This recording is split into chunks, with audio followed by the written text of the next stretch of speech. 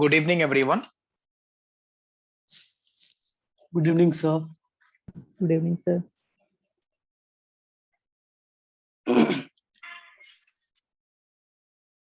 Good evening, sir.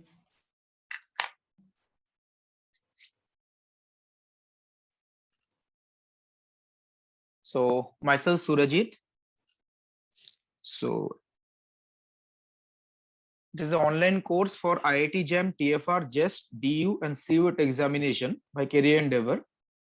जैसा आप लोगों को पता है, पहले JNU, BHU इनका एग्जाम अलग से होता था, बट फ्रॉम दिस ईयर जो CUET एग्जामिनेशन है, कॉमन यूनिवर्सिटी एंट्रेंस टेस्ट, इसमें JNU और BHU भी इंक्लूड हो गए हैं, तो उनका सेपरेट एग्जामिनेशन नहीं होगा। JNU और BHU का एक कॉमन, और जो सेंट्रल यूनिवर्सिटीज है उनका कॉमन टेस्ट होगा। और जो अभी तक एनटीए के वेबसाइट पे सिलेबस आया है, जो जैम का सिलेबस है, मोर और लेस उन्होंने वही मेंशन करके रखा है। अगर फर्दर कोई चेंज होता है तो देखेंगे, बट टिल नाउ जैम का जो सिलेबस है वही मेंशन करके रखा है। So my voice is clear to everyone, because someone is telling that audio नहीं आ रहा है। Yes. आ रही है सर। ओके, सो ये जो ऑनलाइन कोर्स है, इसमें क्लासेस कैसे चलेंगी, आप लोगों को क्या क्या प्रोवाइड किया जाएगा, ये बता देते हैं। First thing, online live classes होंगी जूम ऐप पे। जैसे आप लोगों ने जूम ऐप पे भी लाइव क्लास कर रहे हैं, तो लाइव क्लासेस होंगी ऑनलाइन जूम ऐप के थ्रू होंगी। एंड जो ऑनलाइन लाइव क्लासेस है, उनका रिकॉर्डेड लेक्चर आप लोगों को प्रोवाइड किया जाएगा for revision. And recorded lecture will be give can be you can see the recorded lecture either in website और मोबाइल ऐप। ये वेबसाइट है, इसमें आपको लोगों को एडमिशन के बाद एक यूजर आईडी पासवर्ड दिया जाएगा, उससे लॉगिन करके आप वेबसाइट में भी देख सकते हैं, या जो Career Endeavour live classes mobile app है उसके थ्रू भी आप रिकॉर्डेड लेक्चर देख सकते हैं। बस try to attend live classes. अगर कोई ऐसा कोई रीजन आ गया जिसकी वजह से आप लाइव क्लास अटेंड ना कर पाए, तभी आप रिकॉर्डेड लेक्चर देखिए, अदरवाइज रिकॉर्डेड लेक्चर पे भरोसे मत रहिए। ठीक है, try to attend live classes as well as much as possible, because at least live classes में एक मिनिमम इंटरेक्शन होता है।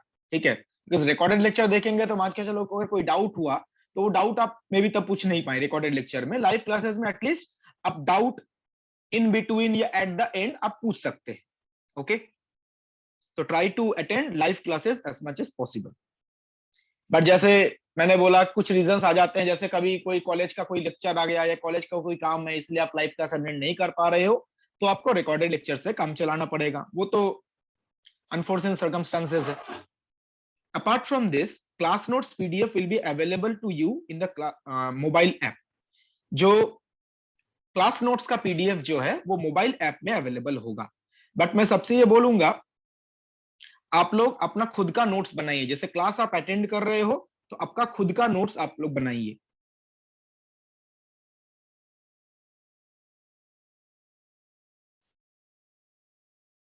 जीत, अपने हैंड रेस किया है?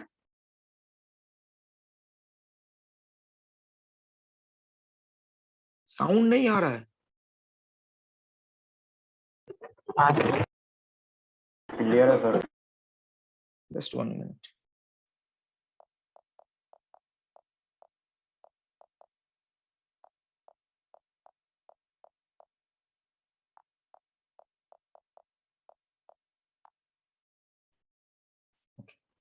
Now apart from this there will be online live doubt session. जैसे लाइव क्लासेस होती हैं वैसे डाउट सेशन भी होगा।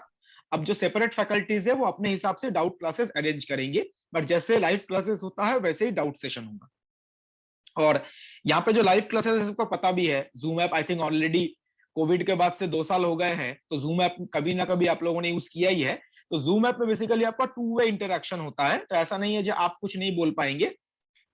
जैसे लाइव क्लासेस में मैं पढ़ाऊंगा तो आप लोग भी क्वेश्चन कर सकते हैं, बट ट्राई कीजिए, मतलब ऐसा ना हो जो मैं एक लाइन बोलूं और आप साथ साथ कुछ बोलना शुरू कर दो, ऐसा मत कीजिए। कोई भी टॉपिक में अगर मैं कंप्लीट करता हूं, मैंने पूरा एक्सप्लेन कर लिया, फिर मैं पूछूंगा किसी को कोई डाउट है तो प्लीज रेज योर हैंड, तब आप माइक ऑन कर अनम्यूट करके क्वेश्चन पूछ सकते हैं।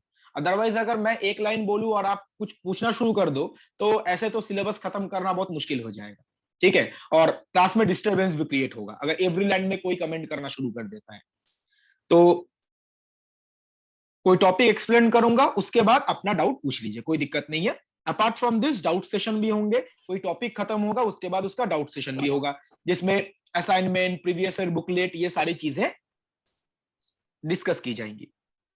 Apart from this there will be daily practice problem sheet, DPP sheet, basically assignment provide किया जाएगा, and previous year question booklet will be provided to you in the mobile app.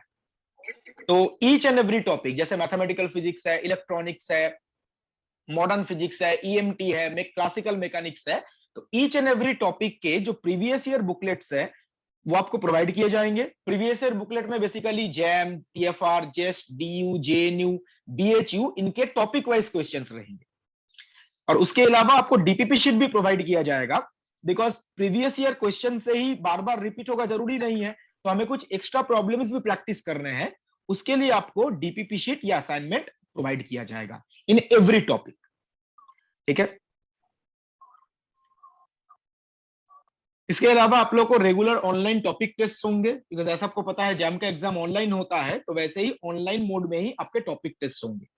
ठीक है, followed by test discussion. अब ये topic test, अगर आपको question आता है ये टॉपिक टेस्ट कब होगा, वो जो फैकल्टी जो टॉपिक टीच करेंगी वो आपको बता देंगे, जो टॉपिक खत्म हुआ नेक्स्ट वीक में इसका टेस्ट होगा। ठीक है, तो ऐसा कोई फिक्स डेट नहीं है, वो टॉपिक खत्म होगा तो फैकल्टी आप लोगों को बता देंगे जो टेस्ट नेक्स्ट वीक होगा या उसके 10 डेज के बाद होगा। Apart from this, separate IIT JAM and DU online test series with detailed solution will be provided to you. मतलब IIT JAM and DU का जो एग्जाम होता है उसके 1 या 1.5 महीने पहले ये ऑनलाइन टेस्ट सीरीज स्टार्ट होता है। This online test series is separate from online topic test. Online topic test क्या है? क्लास में कोई टॉपिक डिस्कशन किया जा रहा है, सपोज मैंने डिफरेंशियल इक्वेशन टॉपिक कंप्लीट किया, कंप्लीशन के बाद डिफरेंशियल इक्वेशन पे टेस्ट होगा। और ये ऑनलाइन टेस्ट सीरीज क्या है? 1 या 1.5 महीने पहले बिफोर द एग्जामिनेशन जैम का जो पैटर्न है उस पैटर्न के ऊपर ऑनलाइन टेस्ट सीरीज होगा। डीयू का एग्जाम है तो डीयू के एग्जाम के 1 या 1.5 महीने पहले डीयू का जो क्वेश्चन पैटर्न है उस पे फुल लेंथ टेस्ट सीरीज होंगे। तो ऑनलाइन टॉपिक टेस्ट होंगे और एग्जाम के पहले टेस्ट सीरीज भी होगा, जिनका डिटेल सॉल्यूशन आप लोगों को प्रोवाइड किया जाएगा। हाँ, एक चीज ये है, डिटेल सॉल्यूशन का मतलब ये नहीं है जो आपको सिर्फ सारे क्वेश्चन और उसका सॉल्यूशन पीडीएफ में फॉर्मेट कर दिया जाएगा। डिटेल सॉल्यूशन का मतलब है जैसे डाउट क्लास होता है या लाइव क्लास होता है, वैसे ही लाइव क्लासेस में क्वेश्चन और उनका सॉल्यूशन, डिटेल्ड सॉल्यूशन डिस्कस किया जाएगा। ओके, तो ऐसा मत सोचिए जो क्वेश्चन मिलेगा और सॉल्यूशन का पीडीएफ मिल जाएगा। डाउट क्लासेस होंगे, सारे क्वेश्चन डिस्कस किए जाएंगे। अपार्ट फ्रॉम दिस, किसी का माइक ऑन है, प्लीज ऑफ कर लेंगे।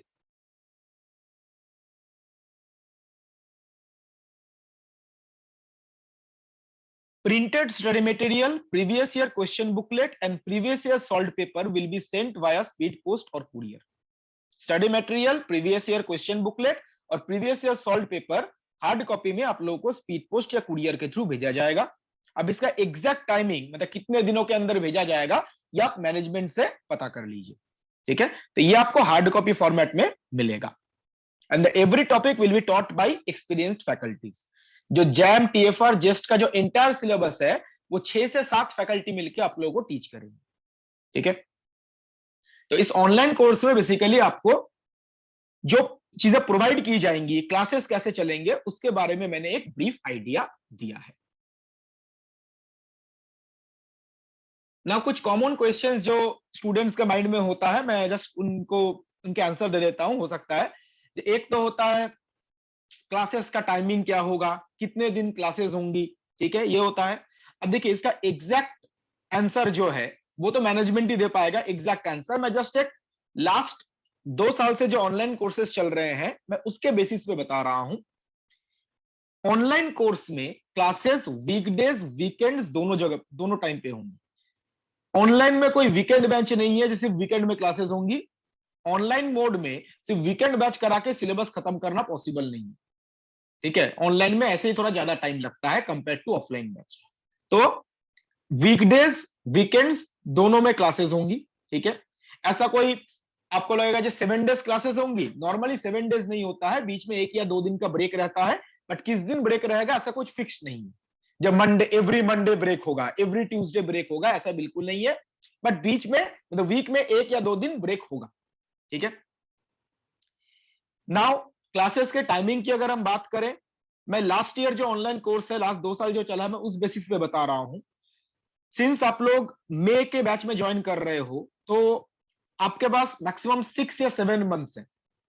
मई तो खत्म ही हो गया, तो दिसंबर तक 6 मंथ, ठीक है, 6 या 6.5 मंथ मैक्सिमम है सिलेबस खत्म करने के लिए। ओके, तो ऑब्वियसली सिलेबस अगर टाइमली खत्म करना है, पूरे सारे टॉपिक डिस्कस करने हैं, तो क्लास थोड़ा सा ज्यादा होगा ही, ऑब्वियस सा है, ठीक है, कंपेयर टू जो पहले 4 महीने पहले ज्वाइन कर चुके हैं। तो क्लासेस जो है वो नॉर्मली इवनिंग टाइम में होती है, बट क्लासेस मॉर्निंग में भी हो सकती है। पिछली बार भी हुआ था, लास्ट ईयर भी हुआ था। अगर मॉर्निंग में क्लासेस होती हैं तो नॉर्मली 7 to 8:30 या 7 to 9 होता है, मतलब कॉलेज के जो क्लासेस हैं उसके पहले ही होता है, ठीक है। अब जैसे मैंने बोला, ये मैं लास्ट 2 इयर्स का जो ऑनलाइन कोर्स है उस बेसिस पे बता रहा हूं। अब एग्जैक्ट क्या होगा ये मैनेजमेंट डिसाइड करेगा। ओके, अगर मॉर्निंग क्लास होता है तो 7 to 8:30 या 7 to 9, और इवनिंग में नॉर्मली 4 या 4:30 से क्लास स्टार्ट होता है, ठीक है। ऑन द एवरेज इवनिंग में 2 क्लासेस रहती हैं, मतलब टोटल 3 to 4 आवर्स की क्लासेस होती हैं। मॉर्निंग में क्लास हो सकता है 7 to 8:30 और 7 to 9, और वीकेंड में तो होगा ही, वीकेंड में किसी भी टाइम हो सकता है। मैं मंडे टू फ्राइडे की बात कर रहा हूं, weekdays, Monday to Friday evening morning, जो मैंने टाइम बताया, मॉर्निंग में 7 to 9 के बीच में होगा, इवनिंग में 4:30 से स्टार्ट होता है। वीकेंड में कभी भी हो सकता है, सैटरडे संडे, ठीक है, वीकेंड में कोई टाइम लिमिटेशन नहीं है, डे में किसी भी टाइम हो सकता है।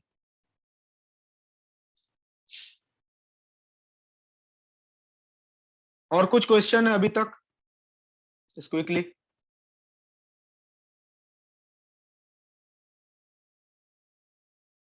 कोर्स के रिलेटेड क्या मिलेगा, क्लास का टाइमिंग, ये सारी चीजें कुछ है?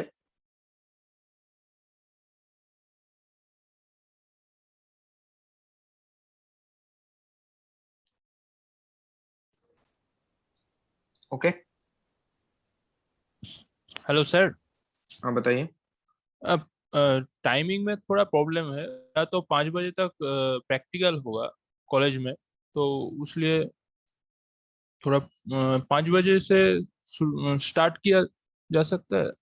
देखो, ये आप मैनेजमेंट से बात कर लो, बिकॉज मैं लास्ट ईयर के बेसिस में बोल रहा हूँ। अगर देखो ज्यादा स्टूडेंट्स अगर बोलते हैं तो वो चेंज कर सकते हैं, बिकॉज टाइमिंग वो डिसाइड करते हैं। तो आप लोग अगर ज्यादा स्टूडेंट्स हैं तो वो मे बी 5 बजे से स्टार्ट करें, तो आप मैनेजमेंट से वो बात कर लीजिए। लास्ट ईयर जो होता मैं जस्ट उस बेसिस में बता रहा हूँ।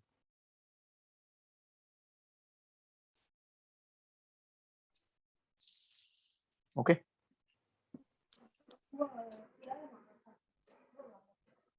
फीस के बारे में मैनेजमेंट बताएगा, स्कॉलरशिप टेस्ट मैनेजमेंट बताएगा। स्कॉलरशिप टेस्ट तो मैनेजमेंट से कॉल करके पूछ लीजिए ना। ओके, और फीस क्या है, कैसे पेमेंट करना है, वो मैनेजमेंट बताएगा। मुझसे पढ़ाने का जो काम है उसका मैं आंसर दूंगा, फीस रिलेटेड कोई आंसर मैं नहीं दे पाऊंगा। ओके, फीस, स्कॉलरशिप, ये मैनेजमेंट का काम, फैकल्टी का नहीं।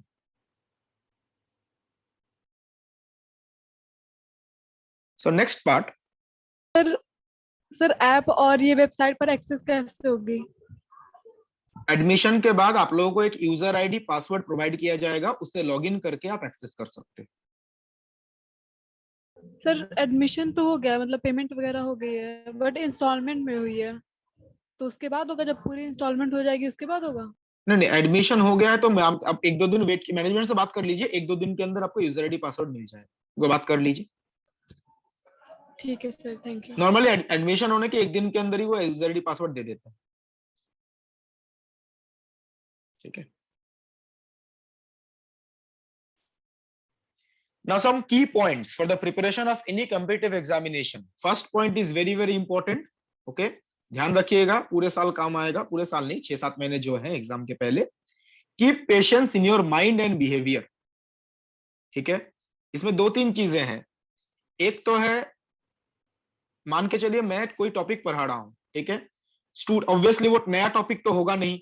आप लोग बीएससी आई थिंक अभी 3rd ईयर में जाएंगे, 4th या 5th सेम के स्टूडेंट्स हैं आप लोग, तो आपने बीएससी में 2 साल कुछ ना कुछ तो पढ़ा है। तो जो भी सिलेबस में हम पढ़ेंगे वो एकदम आपके लिए नया तो नहीं होगा, नाम तो आपने कभी ना कभी सुना होगा, कुछ ना कुछ तो आइडिया होगा ही। तो जो टॉपिक मैं पढ़ा रहा हूं, सपोज आप उसके बारे में कुछ स्टूडेंट्स को आइडिया होता है, ठीक है, अब मैं एक पॉइंट मेंशन कर रहा हूं, स्टूडेंट कोई दूसरा पॉइंट से बोल रहा है सर ये होगा तो ये ऐसा नहीं होगा, डोंट डू दिस, बिकॉज हो सकता है मैं वही चीज आफ्टर 2-3 फ्यू मिनट्स वही चीज मैं बताऊं, तो पहले मुझे कंप्लीट करने लीजिए, देन आपके कोई डाउट्स हैं, आपके कोई कमेंट्स हैं, वो आप बोल सकते हैं। ओके, एग्जाम के रिलेटेड जो भी चीजें इंपॉर्टेंट हैं, IIT jam, TFR, JS, DU, CUET, जो भी इंपॉर्टेंट है सारी चीजें क्लास में बता दी जाएंगी। तो just wait for the completion of the topic. ऐसा नहीं है जो मैं सिर्फ 1-2 पॉइंट ही बताया और आप 1-2 क्लास बाद जो मैं पढ़ाऊंगा उसके लेके कमेंट कर रहे हैं। तो keep patience in your mind and behaviour, okay, because at the and 6 to 7 month के बाद एग्जाम के लिए जो भी चीज इंपॉर्टेंट है वो आप लोगों के नोट्स में होगा। Don't worry about that, for every topic. मैं सिर्फ अपने टॉपिक के नहीं, एवरी टॉपिक की बात कर रहा हूं। और एक दूसरा पॉइंट, अब आप लोगों में से कुछ स्टूडेंट्स ऐसे होंगे जो मे बी लास्ट ईयर भी पढ़े होंगे, इस टाइम रिपीट कर रहे हैं। लास्ट ईयर वो कॉलेज गोइंग थे, इस टाइम पास आउट है, वो रिपीट कर रहे हैं। ओके, मे बी जैम में अच्छा रैंक नहीं आया, आप फिर से अच्छे रैंक के लिए आप प्रिपरेशन कर रहे हैं। रिपीट करने में कोई दिक्कत नहीं है, बट जो स्टूडेंट रिपीट करते हैं उसमें मैंने एक बिहेवियर देखा है, both in jam and net batch. अगर सिंस वो चीज एक बार वो पहले से पढ़ के रखे होते हैं, अब हर बार तो मैं नया चीज नहीं पढ़ाऊंगा ना, ठीक है, सिलेबस सेम है तो theory part, concept part same ही होगा, हर बार कॉन्सेप्ट थ्योरी तो बदल नहीं सकता। तो मान के चलिए कोई मैं क्वेश्चन, मान के चलो मैं कोई क्वेश्चन सॉल्व करा रहा हूं, ठीक है, उनको उनका आंसर पता है, 4 ऑप्शन दिए होंगे, तो वो क्वेश्चन देने के बाद उनको आंसर याद है, वो आंसर बोल देते हैं सर ये ऑप्शन होगा। उन्होंने सॉल्व नहीं किया है, पिछले साल में भी वो क्वेश्चन कहीं पे देखा होगा, सॉल्व किया होगा, वो आंसर याद है। डोंट डू दैट, ठीक है, बिकॉज आपके लिए पुराना हो सकता है, दूसरे स्टूडेंट के लिए नया है। या कभी कभी ये होता है जो मैं कुछ पढ़ रहा हूं वो आगे किसी टॉपिक का पूछे जा रहे हैं, सिंस उन्होंने पिछले साल पढ़ कर, डोंट डू दैट, बिकॉज जो दूसरे स्टूडेंट है उसमें उनको इससे डिस्टर्बेंस होता है। कभी कभी उनको लगता है मतलब कौन सा स्टूडेंट है भाई 1 मिनट में पूरा क्वेश्चन सॉल्व कर लिया, ठीक है। तो कभी भी अगर आपको किसी क्वेश्चन का आंसर पता भी है ना, उस क्वेश्चन को as a fresh question solve कीजिए, माइंड से हटा दीजिए उसका आंसर मुझे पता है ये इसका तो यही आंसर आएगा। फोकस ऑन द टेक्निक, जब क्वेश्चन प्रोसीड कैसे करेंगे, सॉल्व कैसे करेंगे, ठीक है, आंसर पता है तो सॉल्व नहीं करना, ठीक है, करेक्ट ऑप्शन ए है, चुपचाप बैठे हुए हैं, डोंट डू दैट, ठीक है। तो ये 2 चीजें क्लास के ड्यूरेशन में थोड़ा सा पेशेंस रखिए, ओके। और जैसे मैंने अभी कुछ देर पहले बताया, डाउट पूछना है तो ऐसा नहीं है मैं एक लाइन बोल रहा हूं आप डाउट पूछ रहे हो, let the topic be complete, after that आप मैं खुद ही बोलूंगा जो किसी को कोई डाउट है इस पार्ट में तो प्लीज आस्क, ओके, ये बहुत जरूरी है, ठीक है। एक दिन में सिलेबस खत्म नहीं होगा, 6-7 महीने का सिलेबस है। Second, focus on your preparation for the first day. Since 6-7 महीने बचे हुए हैं, टाइम काफी कम है, तो एक दिन भी आप खराब नहीं कर सकते, डे 1 से प्रिपरेशन कीजिए। आपको यह ध्यान रखना है बहुत सारे लोग 4 महीने पहले से प्रिपरेशन कर रहे हैं, आपको उनके साथ कंपीट करना है, ओके। तो 4 महीने 5 महीने से जो लोग प्रिपेयर कर रहे हैं, आप अभी प्रिपरेशन कर रहे हैं, तो आप लोगों को ज्यादा मेहनत करना पड़ेगा। एक दिन में अगर आपने लॉस किया तो उसका रिजल्ट आपको ही भुगतना है, मुझे नहीं, okay. Then clear understanding of the concept and solving question, जो किसी भी कंपीटिटिव एग्जामिनेशन के लिए बहुत जरूरी है, कॉन्सेप्ट का clear understanding and question solving. किसी स्टूडेंट का सिर्फ कॉन्सेप्ट समझ में आ गया, उसने क्वेश्चन ही सॉल्व नहीं किया, और किसी स्टूडेंट को, मतलब कुछ स्टूडेंट होते हैं कॉन्सेप्ट अच्छा है बट वो क्वेश्चन प्रैक्टिस नहीं किए हैं, और कुछ स्टूडेंट्स आते हैं कॉन्सेप्ट का आता पता नहीं, सिर्फ 4 ऑप्शन देके पता नहीं कैसे आंसर बता देते हैं, ठीक है। दोनों से नहीं होगा, दोनों का मतलब एक परफेक्ट बैलेंस होना चाहिए, कॉन्सेप्ट का अंडरस्टैंडिंग भी होना चाहिए एंड क्वेश्चन भी सॉल्व करना आना चाहिए। जो उस क्वेश्चन में उस कॉन्सेप्ट को हम अप्लाई कैसे करेंगे, दोनों पता होना चाहिए, प्रैक्टिस करना पड़ेगा। सिर्फ कॉन्सेप्ट या सिर्फ क्वेश्चन सॉल्व करने से फायदा कुछ नहीं होगा, concept plus solving question as much as possible, दोनों का जब एक परफेक्ट बैलेंस होगा तभी आप एग्जाम क्लियर कर पाएंगे। और सही बात बताऊं, जितने भी एंट्रेंस एग्जामिनेशंस है, IIT jam is the most easiest examination, most easiest examination. मतलब सिर्फ नाम में आईआईटी है इसका मतलब बहुत टफ एग्जामिनेशन है, ऐसा बिल्कुल नहीं है। ठीक है, बिल्कुल नहीं है। अगर आप 6-7 मंथ सीरियसली पढ़ते हैं, अब सीरियसली एक सब्जेक्टिव वर्ड है, सीरियसली का क्या डेफिनेशन है ऐसा बोलना पॉसिबल नहीं है, लेकिन अगर आप अच्छे से मेहनत करते हैं तो आईआईटी जैम अच्छे रैंक से क्लियर करना बिल्कुल मुश्किल नहीं है, बिल्कुल मुश्किल नहीं है। Next, preparation of your own class notes and short notes. मैंने अभी बताया था क्लास नोट्स का पीडीएफ आपको मिलेगा, बट सिर्फ पीडीएफ का भरोसे मत रहिए, जो पीडीएफ मिलेगा उसी से पढ़ लेंगे।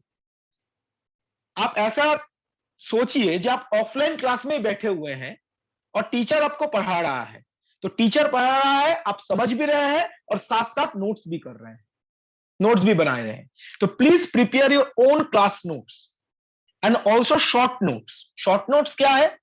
क्लास नोट्स में क्या होगा, क्लास नोट्स में सारी चीजें होंगी, क्लास में जो भी थियोरी कॉन्सेप्ट, जो डेरिवेशन कराया जाएगा, जो प्रॉब्लम्स कराई जाएंगी, क्लास नोट्स में सारी चीजें होंगी। शॉर्ट नोट्स में क्या होगा? Useful concepts and formulae which are used to solve questions. Short notes में क्या होगा? फॉर्मूलेज होंगे और कॉन्सेप्ट्स होंगे जिनको यूज करके हम क्वेश्चन सॉल्व करते हैं। अब शॉर्ट नोट्स बनाने का फायदा क्या है? एग्जाम के पहले रिवीजन करने में हेल्प होगा। बिकॉज अगर आप सिर्फ क्लास नोट्स एग्जाम के पहले रिवाइज करने बैठे तो मान के चलिए एक टॉपिक का, जैसे मैं मैथमेटिकल फिजिक्स की बात करूं, एक टॉपिक के में भी 500-600 पेज का क्लास नोट्स हो जाएगा। एग्जाम के पहले उतना रिवीजन करना थोड़ी ना पॉसिबल है। तो ये शॉर्ट नोट्स तब काम आएगा, इसमें कॉन्सेप्ट्स होंगे और इंपॉर्टेंट फॉर्मूलेज होंगे। कौन से कॉन्सेप्ट्स, कौन से फॉर्मूलेज? जो क्वेश्चन में आप यूज कर रहे हैं क्वेश्चन सॉल्व करने में। Next point, very very important, reading the questions properly. Question पढ़ने में कभी जल्दबाजी मत कीजिएगा। क्वेश्चन पढ़ने में जल्दबाजी किया तो 50% प्रोबेबिलिटी कम हो जाएगा, आप सही आंसर निकालोगे। Read the question properly. Each and every word of the question should be read by you properly। ठीक है, क्वेश्चन अगर नहीं अच्छे से पढ़ेंगे तो कोई आंसर गलत होने का चांस बहुत ज्यादा है।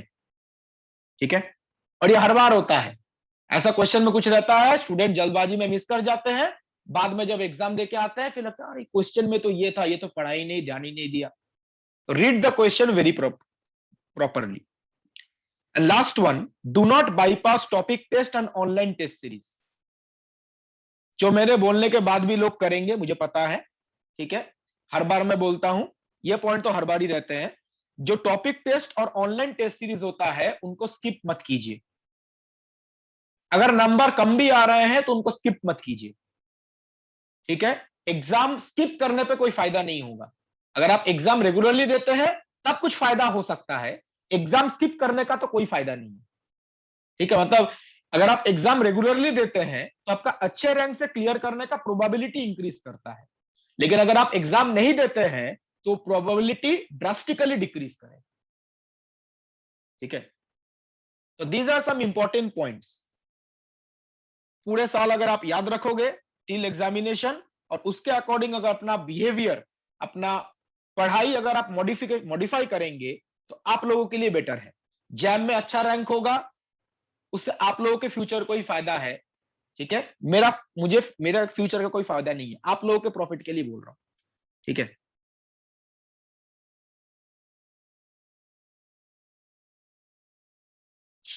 हाँ, कुछ लोग याद से बोलेंगे जो जैम क्लियर करने से क्या लाइफ सेट हो जाता है। ठीक है, फर्स्ट लेक्चर है तो क्लियर कर देते हैं। कोई अगर ये सोचता है जब हम आईआईटी जैम या कोई एग्जाम क्लियर कर लेते हैं तो मेरा लाइफ सेट हो गया, इससे बोलते हैं गलत धारणा तो हो ही नहीं सकता। एक एग्जाम क्लियर करने का मतलब लाइफ सेट होना नहीं होता है। ठीक है, आईआईटी जैम जस्ट एक स्टेप है towards a good future, you can say. अगर आप आईआईटी जैम क्लियर करके किसी आईआईटी से एमएससी करते हैं तो उसके बाद क्या होगा, आप अगर हायर हायर स्टडीज के लिए आप रिसर्च करना चाहते हैं या किसी जॉब में जाना चाहते हैं, जब बहुत सारे लोग रिसर्च में जाएंगे ऐसा जरूरी नहीं है। एमएससी करने के बाद भी बहुत सारे लोग यूपीएससी के लिए प्रिपरेशन करते हैं या किसी दूसरे फील्ड में चले जाते हैं। तो आप आईआईटी से एमएससी करने के बाद आप रिसर्च फील्ड में जाओ या किसी दूसरे फील्ड में जाओ, अगर आप आईआईटी से एमएससी करते हो उसका एक टैग आपके पास होता है। जब आप स्टूडेंट ने आईआईटी से एमएससी किया है तो उसमें एक मिनिमम क्वालिटी तो प्रेजेंट होगा, ठीक है, तो आपको फ्यूचर में हेल्प करेगा। तो आईआईटी जम क्लियर करने का मतलब आपका लाइफ सेट हो गया, ऐसा बिल्कुल नहीं है। वो सिर्फ एक स्टेप है towards the good future, okay, और कुछ नहीं। मतलब ऐसा मत सोचिए जो लाइफ सेट हो गया आईआईटी जम, मतलब आईआईटी जम क्लियर कर लिया तो 20 लाख का पैकेज मिल गया, ऐसा कुछ नहीं है। It is a step, a single step towards the good future only. Now IIT जम का जो क्वेश्चन पैटर्न है सबको पता है, आई थिंक, मैं जस्ट ब्रीफली बता देता हूं। टोटल 100 मार्क्स का पेपर होता है, all questions are compulsory. Total 60 questions होते हैं, all questions are compulsory. Section A 30 multiple choice questions, 4 options will be given and 1 option is correct. 10 question of 1 mark, 20 question of 2 mark. तो section A 50 marks का होता है। 30 क्वेश्चंस MCQ type, 50 marks and negative marking ये है, अगर wrong answer हुआ तो नेगेटिव मार्किंग प्रेजेंट है। Section B 10 MSQ questions.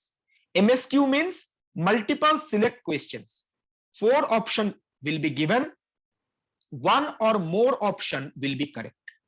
एक ऑप्शन भी करेक्ट हो सकता है, एक से ज्यादा ऑप्शन भी करेक्ट हो सकता है। 10 questions, 2 marks each, total 20 marks. So section B contains 10 questions of 20 marks and negative marking not applicable. इसका मतलब है नेगेटिव मार्किंग, पार्शियल मार्किंग दोनों एप्लीकेबल नहीं है। सपोज एमएसक्यू में किसी क्वेश्चन में 3 ऑप्शंस करेक्ट है, A B and C, D incorrect है, ए बी सी करेक्ट है। आपने ए एंड बी टिक किया, सी टिक नहीं किया, पार्शियल मार्किंग नहीं मिलेगा। अगर 3 ऑप्शन करेक्ट है, तीनों टिक करेंगे तभी आपको मार्क्स मिलेगा। आपने 2 टिक किए, 1 नहीं किया, पार्शियल मार्किंग नहीं है। या किसी ने ए बी सी टिक ना करके ए बी डी टिक कर दिया, नेगेटिव मार्किंग नहीं है। तो नेगेटिव मार्किंग भी नहीं है, पार्शियल मार्किंग भी नहीं है। जितने ऑप्शन करेक्ट है उतने ही टिक करेंगे तभी आपको फुल मार्क्स मिलेंगे। And section C 20 NAT questions. NAT means numerical answer type. इसमें कोई भी ऑप्शन नहीं होगा, आपको एक नंबर एंटर करना है, जो आंसर होगा in the format of number. अब वो नंबर इंटीजर हो सकता है, 1 डेसिमल प्लेस 2 डेसिमल प्लेस तक हो सकता है, वो नॉर्मली क्वेश्चन में मेंशन किया रहता है। मतलब आपको इंटीजर एंटर करना है या 1 डेसिमल प्लेस तक, 2 डेसिमल प्लेस तक, वो क्वेश्चन में मेंशन किया रहेगा, ठीक है। तो 10 questions of 1 mark, 10 questions of 2 marks, total 30 marks. तो section C contains 20 questions of 30 marks. इसमें भी कोई नेगेटिव मार्किंग नहीं होता, ठीक है, ना नेगेटिव मार्किंग ना पार्शियल मार्किंग।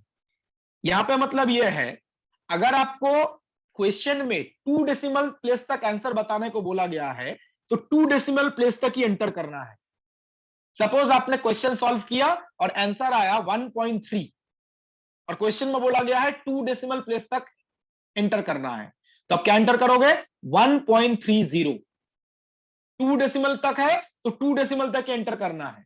अगर आपने 1.3 एंटर किया, रॉन्ग आंसर। नेगेटिव मार्किंग नहीं है बट रॉन्ग आंसर।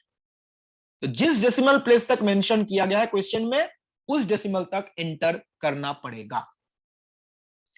अगर कट ऑफ मार्क्स की बात करें, for general category 15 to 25 very करता है, OBC 15 to 20 marks, SC ST PWD 10 to 15 marks.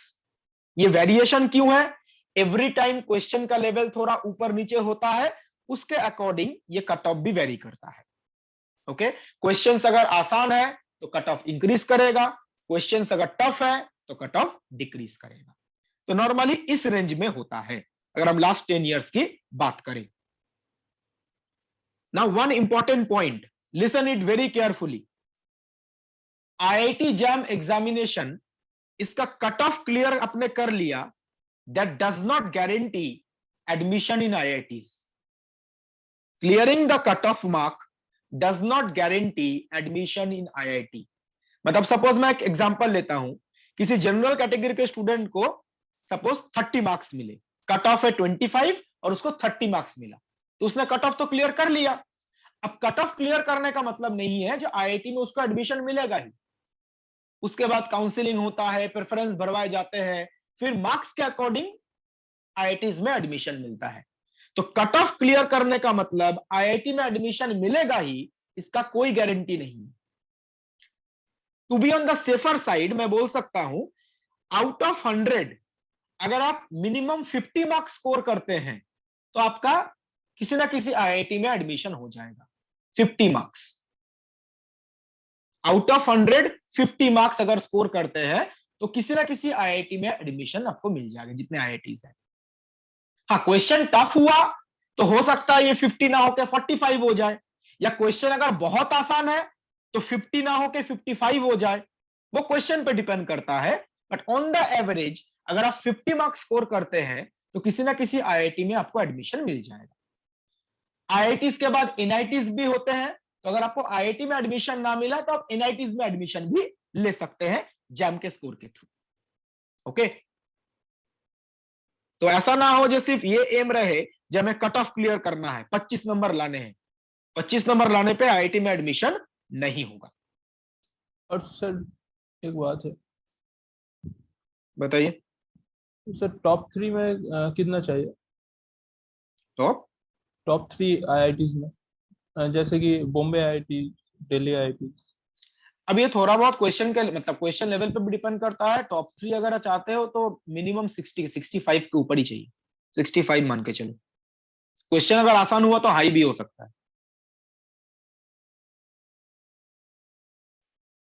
और ये जो आप क्वेश्चन कर रहे हो टॉप 3 IIT जो है, ये बेसिकली ना जैसे बॉम्बे देखा गया है, अगर मैं जनरल कैटेगरी के स्टूडेंट की बात करूं तो बॉम्बे में टॉप 50 मान के चलो, मैं रैंक की बात कर रहा हूं, मार्क्स की नहीं, रैंक की बात कर रहा हूं। टॉप 50 कानपुर है तो टॉप 100, दिल्ली है तो 150 या 200 तक मैक्सिमम। मतलब to be on the safer side आप 150 तक मान के चलो, रैंक वाइज में अगर बोलो। अब ये एक दूसरे फैक्टर पे भी डिपेंड करता है, आपका जो रैंक है उसके ऊपर वाले जो स्टूडेंट्स हैं उनका प्रेफरेंस क्या है, उन्होंने कौन सा IIT प्रेफर किया है, तो उस पर भी डिपेंड करता है थोड़ा। ठीक है, अगर किसी ने मान के चलिए जो टॉप रैंक वाले हैं, टॉप 100 वाले हैं, उसमें मैक्सिमम स्टूडेंट जो है वो नॉर्थ इंडिया के आसपास, नॉर्थ इंडिया में रहते हैं और वो चाहते हैं वो नॉर्थ इंडिया में कोई IIT मिल जाए, तो ऑब्वियसली वो क्या फर्स्ट चॉइस देंगे, IIT दिल्ली। तो हो सकता है IIT दिल्ली 100 में ही कंप्लीट हो जाए। तो ये थोड़ा बहुत ये फैक्टर पे भी डिपेंड करता है, ये हायर रैंक वाले जो स्टूडेंट्स हैं वो कौन सा IIT प्रेफर कर रहे हैं। Anything else, anyone?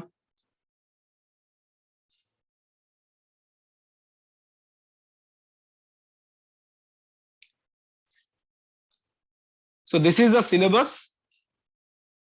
पहले जो टॉपिक लिखे गए हैं, ये सिलेबस मैथमेटिकल फिजिक्स का है, मैं आप लोगों को मैथमेटिकल फिजिक्स टॉपिक टीच करूंगा। तो ये पहले जो टॉपिक्स है, 6-7 जो टॉपिक्स है, ये कॉमन सिलेबस है फॉर ऑल एग्जामिनेशंस। एंड ये बाकी जो 4 टॉपिक आपको दिख रहे हैं, this are the extra syllabus for TFR, JEST and DU examination. ठीक है, तो पहले हम ये कॉमन सिलेबस वाला जो पार्ट है ये कंप्लीट करेंगे, जो सारे एग्जामिनेशन में इससे क्वेश्चन पूछे जाते हैं। Before starting the topic, one more thing, reference book for mathematical physics. यहां पे 4 बुक्स के आपके इमेजेस दिख रहे हैं फ्रंट पेज के। First one is ML Boas, second one Kreyszig, third one Jain Iyengar and fourth one BS Grewal. Frankly speaking, class में जितना थ्योरी कॉन्सेप्ट कराया जाएगा एग्जाम के लिए उससे ज्यादा करने का जरूरत नहीं है। प्रॉब्लम प्रैक्टिस आप कहीं से भी कर सकते हो, या के ऊपर डिपेंड करता है, बट जो थ्योरी कॉन्सेप्ट जो पार्ट कराया जाएगा क्लास में जितना कराया जाएगा वो किसी भी एग्जामिनेशन के लिए मोर देन सफिशिएंट है। प्रॉब्लम आप जितना प्रैक्टिस कर सकते हो आप कर लेना। तो ऐसा बिल्कुल नहीं है जो 4 बुक्स जो मैंने लिखे हैं ये आपको परचेस करना है। जिसके पास जो बुक है, जैसे बहुत सारे स्टूडेंट के पास HK दास का बुक होगा, बहुत सारे स्टूडेंट के पास सत्य प्रकाश का बुक होगा, ठीक है, ऐसे डिफरेंट डिफरेंट बुक्स होंगे, आप उसी को रेफर कर लो। ऐसा नहीं है 4 बुक आपको परचेस करने हैं, कोई बुक परचेस करने का जरूरत नहीं है, बुक पढ़ने का टाइम नहीं मिलेगा। बिकॉज आप लोग कॉलेज के जो कॉलेज गोइंग स्टूडेंट्स हैं, कॉलेज के क्लासेस होंगी, कॉलेज का एग्जाम होगा, कॉलेज के असाइनमेंट सबमिशंस होंगे, प्रैक्टिकल्स होंगे, उसके बाद कोचिंग का पढ़ाई करना जैम के लिए, इससे ज्यादा टाइम आपको मिलेगा नहीं। तो बुक्स पढ़ने का टाइम आपको मिलेगा नहीं, क्लास में जितना कराया जा रहा है उस पर फोकस कीजिए और प्रॉब्लम प्रैक्टिस कीजिए, that will be more than enough. और इन सब का PDF जो है वो भी अवेलेबल है। आफ्टर 1 वीक आप लोगों को मैं एक टेलीग्राम ग्रुप का लिंक दे दूंगा, ठीक है, उसमें मैं ये सारा PDF शेयर कर दूंगा। ये बुक्स का जो PDF है ये आपके पास होगा भी, ठीक है, ये तो इजीली अवेलेबल है। और जो असाइनमेंट होते हैं ना, मैथमेटिकल फिजिक्स के जो असाइनमेंट्स है वो भी मैं ग्रुप में शेयर कर दूंगा। ये ग्रुप सिर्फ mathematical physics and quantum mechanics topic का है, मैं बाकी टॉपिक्स की बात नहीं कर रहा हूं। बाकी टॉपिक्स में क्या होगा वो रिस्पेक्टिव फैकल्टी आपको बता देंगे। मैं आप लोगों को मैथमेटिकल फिजिक्स और क्वांटम टीच करूंगा, मैं सिर्फ उसकी बात बोल रहा हूं। ग्रुप भी इन 2 टॉपिक के लिए ही होगा। Okay, so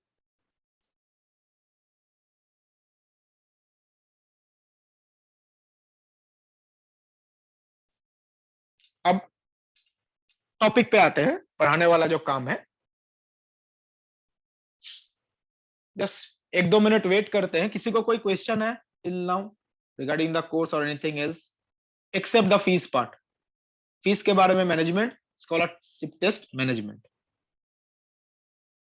sir regular sir excuse me sir, regular lectures कब तक चलेंगे, किस मंथ तक चलेंगे? ऑनलाइन कोर्स में रेगुलर लेक्चर ही होता है। नहीं मतलब किस मंथ तक? मतलब सिलेबस कंप्लीशन की बात कर रहे हो? हाँ सर। 5 मार्च है तो आप लोग 15 जनवरी मान के चलो। ट्राई किया जाएगा दिसंबर लास्ट वीक तक, बट 15 जनवरी मान के चलो। Okay sir.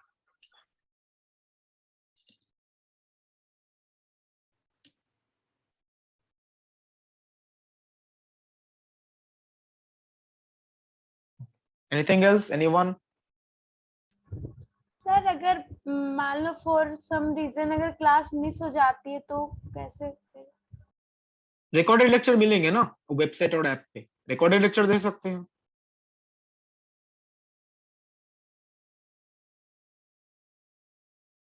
जैसा आज के लेक्चर है, जैसा अगर आपका लेक्चर आप मिस कर जाते हो तो ये मतलब आफ्टर 10 PM मतलब रात के अंदर ये रिकॉर्डेड लेक्चर आ जाता है मोबाइल ऐप और वेबसाइट पे। तो अगर आप लाइव क्लास अटेंड नहीं कर पाते हो, रिकॉर्डेड लेक्चर देख सकते हैं।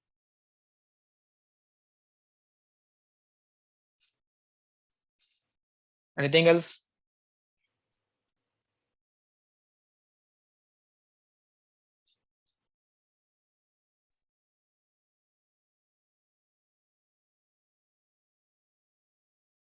रिकॉर्डेड लेक्चर कितनी बार देख सकते हैं, ये कॉमन क्वेश्चन होता है एवरी टाइम। एक लेक्चर कितनी बार देखना है? इतना टाइम है एक लेक्चर को 3-4 बार देखने का। चलिए, जो मैनेजमेंट की तरफ से मुझे पता चला है, जैसे 2 आवर्स का अगर क्लास है, जैसे अगर आज जैसे 6:30 to 8:30 क्लास है, 2 आवर्स का क्लास है, तो ये रिकॉर्डिंग मोड में भी अवेलेबल होगा, ठीक है। तो 2 आवर्स का अगर क्लास है तो आप 6 आवर्स तक देख सकते हैं। मतलब फुल अगर आप लेक्चर देखना चाहे अपार्ट फ्रॉम लाइव क्लास, उसको आप 3 बार देख सकते हैं। अपार्ट फ्रॉम लाइव क्लास 2 घंटे का लेक्चर है तो उसमें 6 घंटे अलाउड होगा, तो फुल लेक्चर आप 3 बार देख सकते हैं। But my suggestion is don't waste your time by watching the same lecture again and again.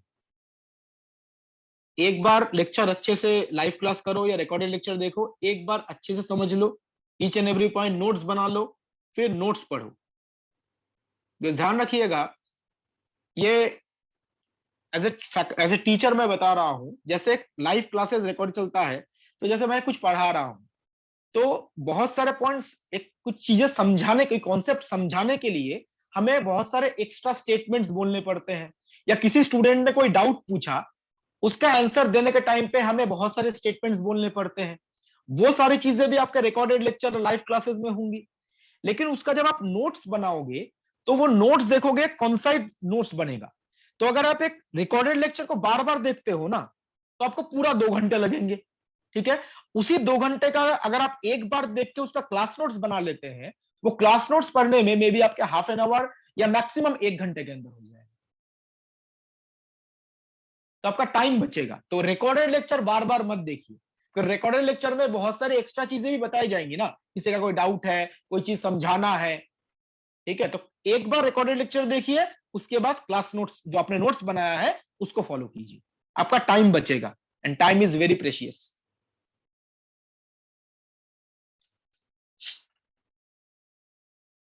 ये आपको कुछ दिन बाद समझ में आ जाएगा, आप खुद ही बोलेंगे कॉलेज के क्लासेस चल रही हैं, ये चल रहा है, टाइम नहीं मिल रहा है। तो रिकॉर्डेड लेक्चर बार बार मत देखिए, एक बार देखिए, आप लोगों के लिए सही होगा। चलिए, तो पढ़ाने वाला काम स्टार्ट करते हैं। तो पहला जो टॉपिक, एक सिंपल सा छोटा टॉपिक स्टार्ट करते हैं, बिकॉज डेमो लेक्चर्स चल रहे हैं, तो बहुत बड़ा टॉपिक अभी स्टार्ट नहीं करेंगे, छोटा सा टॉपिक स्टार्ट करते हैं, दैट इज मल्टीपल इंटीग्रल्स। अब ये मल्टीपल इंटीग्रल जो टॉपिक है, it is very very important, because ये मतलब ये बेसिक मैथमेटिक्स का टॉपिक है, और ये बहुत जगह पे यूज होगा। इंटीग्रेशन तो हर जगह पे यूज होता है, फिजिक्स के किसी भी ब्रांच में जाओ, इंटीग्रेशन तो हर जगह पे यूज होता है। तो ये मल्टीपल इंटीग्रल टॉपिक भी बहुत जगह पे यूज होगा। अगर मैं पर्टिकुलरली बोलूं, एक तो मैथमेटिकल फिजिक्स में जो वेक्टर एनालिसिस टॉपिक है, वेक्टर कैलकुलस टॉपिक है, वेक्टर कैलकुलस में मल्टीपल इंटीग्रल का यूज होगा। जो हम यहाँ पे पढ़ेंगे वो वेक्टर कैलकुलस में भी हेल्पफुल होगा। और वेक्टर कैलकुलस का यूज फिजिक्स के किस ब्रांच में ज्यादा होता है बताइए, पता है आपको किस ब्रांच में? EMT, electromagnetism. Right, electricity magnetism. Electricity magnetism जो चैप्टर है, उसमें सबसे ज्यादा, मतलब बोल सकते हो पूरा सिलेबस में ही आप वेक्टर का यूज करते हो, ठीक है।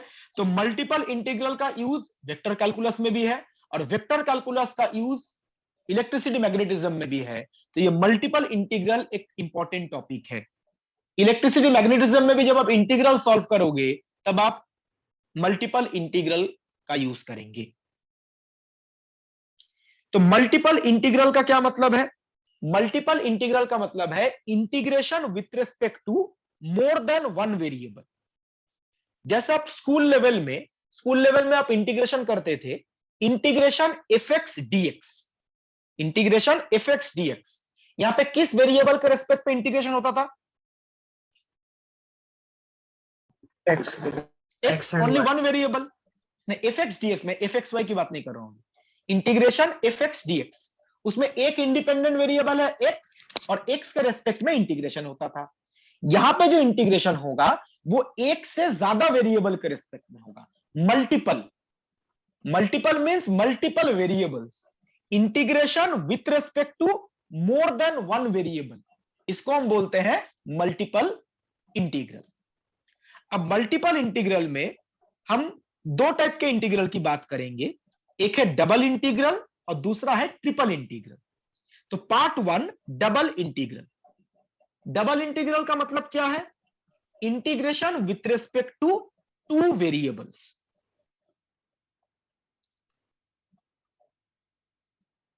तो double integral, double means two variables, integration with respect to two variables.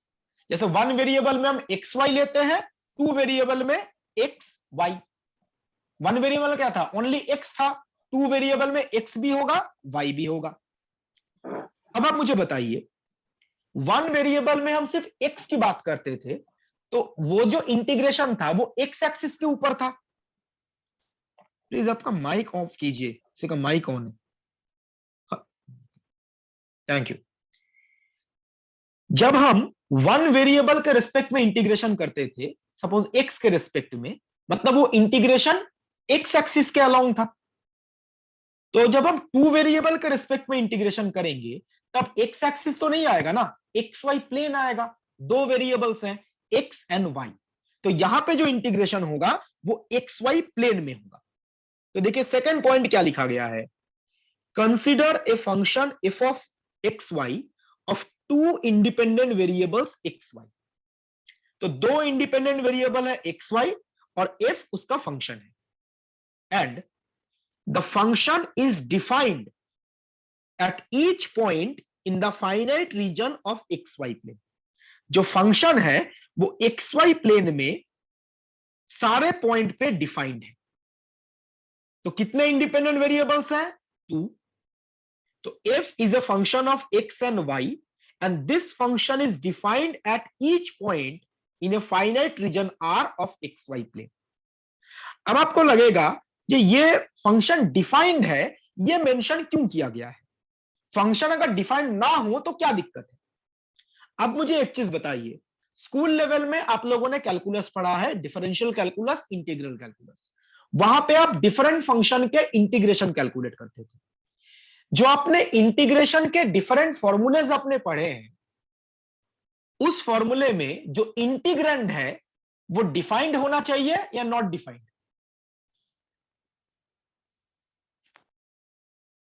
जैसे cos x से मान के चलो, cos x का इंटीग्रेशन क्या लिखते हो आप? Minus sine x.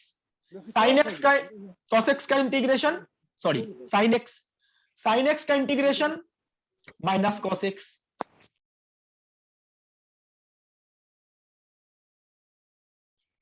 तो किसी भी फंक्शन का जब आप इंटीग्रेशन करते हैं, जो आप लोगों ने स्कूल लेवल में पढ़ा है, वो फंक्शन डिफाइंड होना चाहिए. तो यहां पर भी जब हम एक 2 वेरिएबल फंक्शन का इंटीग्रेशन करेंगे, ये फंक्शन डिफाइंड होना चाहिए. डिफाइंड अगर नहीं होगा तो आप जो स्टैंडर्ड इंटीग्रेशन के टेक्निक्स हैं उनको यूज करके वैल्यू कैलकुलेट नहीं कर पाएंगे. So the function should be defined at all points in the region capital R. Then the double integral of the function f of xy over the region R can be expressed like this. This is the mathematical expression of double integral.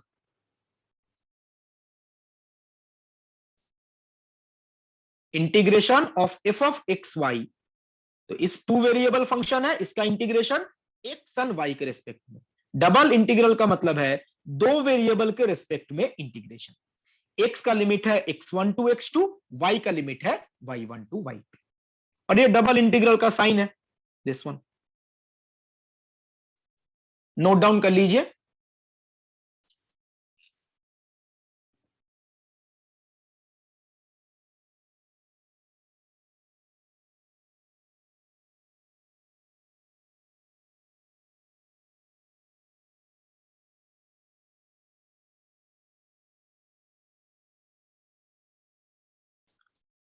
किसी ने question किया है ये x1 x2 y1 y2 क्या constant है?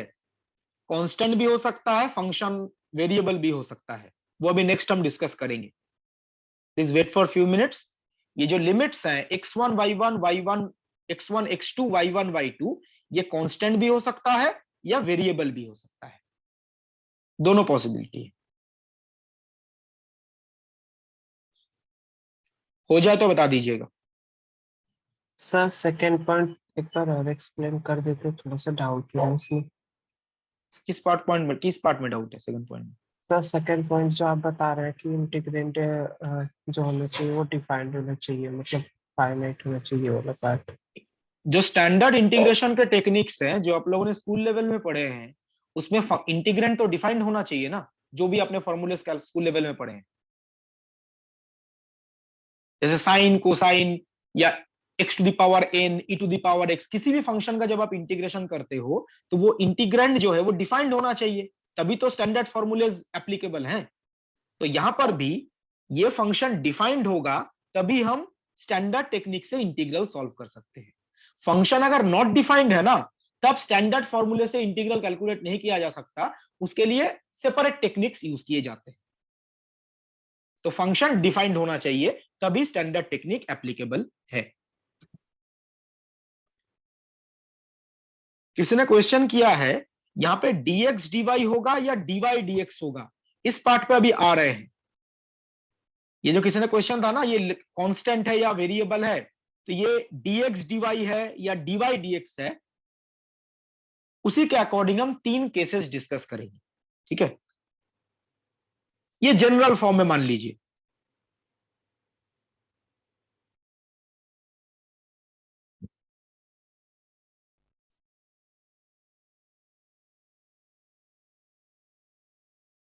ठीक है,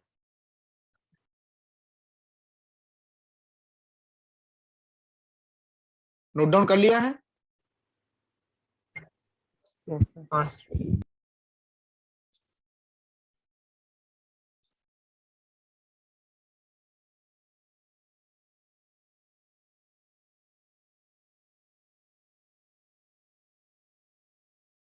तो मैं आगे प्रोसीड कर रहा हूं।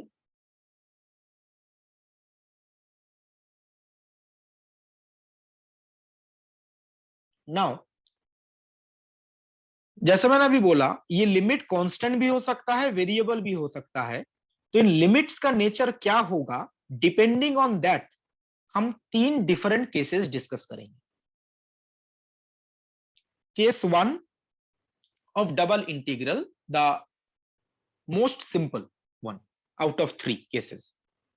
तो केस 1 क्या है, y1 y2 are constants, x1 x2 are constant. y1 y2 क्या है, limits of y, x1 x2 क्या है, limits of x, both are constants. तो y के लिमिट भी कांस्टेंट्स है और x के लिमिट भी कांस्टेंट है। इन दैट केस क्या होगा, तो देखिए, the integral will look like this.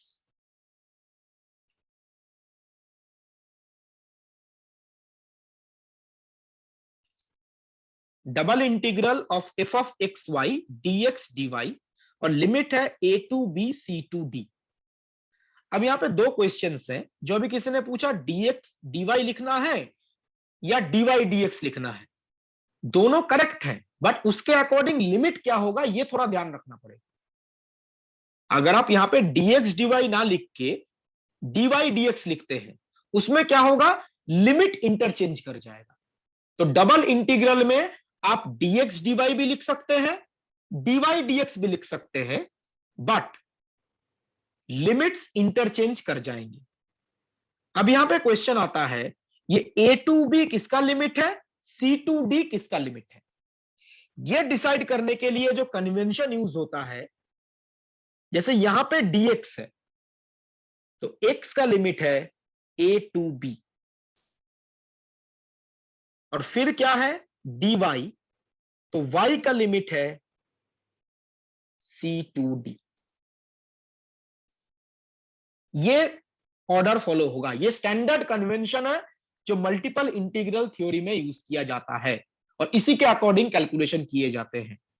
कोई भी चीज पढ़ने में कुछ कन्वेंशन यूज किए जाते हैं, तो कन्वेंशन ये है, पहले dx है तो x का limit a to b, y का लिमिट c to d। अगर किसी क्वेश्चन में सेम यही लिमिट दिए रहे a to b and c to d, just जो dx dy है उसके बदले है dy dx। मैंने बोला dx dy भी लिख सकते हैं, dy dx भी लिख सकते हैं, लिमिट इंटरचेंज कर जाएगा। इस केस में बताइए dy पहले है तो y का लिमिट क्या होगा, A to B, A to B, A to B, a to b, और x का लिमिट क्या होगा, C to D। c to d। ये जस्ट चेंज हो जाएगा, ये आपको ध्यान रखना है। तो dx dy लिखना भी गलत नहीं है, dy dx लिखना भी गलत नहीं, दोनों सही है। सर इंटीग्रेट बाहर से अंदर की तरफ करेंगे या अंदर से बाहर की तरफ, तो आंसर में लाइक फाइनल आंसर सेम होगा। बाहर से अंदर की तरफ मतलब आपने जैसे आपने लिखा है तो आपने पहले y के टर्म y को वेरिएबल मानकर इंटीग्रेट करा है और c और d लिमिट पुट करा है, फिर x की तरफ गया, तो आप बाहर से अंदर की तरफ इंटीग्रेट करते हुए आ रहे हैं। तो वही मैं पूछ रही थी, आंसर मतलब सेम आएगा ना इन द एंड।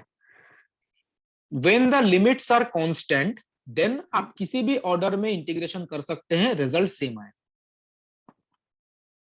ओके यहाँ पे लिमिट्स कांस्टेंट है ना, जी सर। तो इस केस में आप पहले x के रेस्पेक्ट में इंटीग्रेशन करो या पहले y के रेस्पेक्ट में इंटीग्रेशन करो, रिजल्ट में कोई डिफरेंस नहीं होगा। से इधर डायरेक्शन से फर्क, अगर वो वेरिएबल होता तो मतलब डायरेक्शन से फर्क पड़ता। अभी हम केस 2 और केस 3 उसी पे आएगा। ओके तो क्लियर हो जाएगा। ओके, तो अभी जो आपने पूछा यही चीज देखिए नीचे लिखा गया है, इस टाइप के क्वेश्चन को सॉल्व कैसे करेंगे। Method 1, integrate with respect to y keeping x fixed between the limit c and d. तो पहले किसके रिस्पेक्ट में इंटीग्रेशन, वाई के रिस्पेक्ट में, कीपिंग एक्स फिक्स्ड, जब वाई के रिस्पेक्ट में इंटीग्रेशन करेंगे एक्स को फिक्स्ड रखेंगे, और वाई का लिमिट क्या है, सी टू डी। मैं इसके अकॉर्डिंग बता रहा हूं, ठीक है, इसके अकॉर्डिंग y का लिमिट c टू d। ना y के रेस्पेक्ट में इंटीग्रेशन हो गया, बचा क्या, x, then integrate with respect to x within the limits a and b। तो पहले y के रेस्पेक्ट में इंटीग्रेशन, देन x के रेस्पेक्ट में। और alternative method, integrate with respect to x keeping y fixed between the limits a and b, then integrate with respect to y within the limit c and d। in simple words, पहले x के respect में integration कीजिए, फिर y के respect में integration कीजिए, दोनों में आंसर सेम आएगा। पहले y बाद में x या पहले x बाद में y, दोनों में आंसर सेम आएगा, प्रोवाइडेड x एंड y के जो लिमिट्स हैं वो कांस्टेंट है। x और y के लिमिट्स क्या है, कांस्टेंट। क्लियर है पॉइंट? यस नोट डाउन कर लीजिए।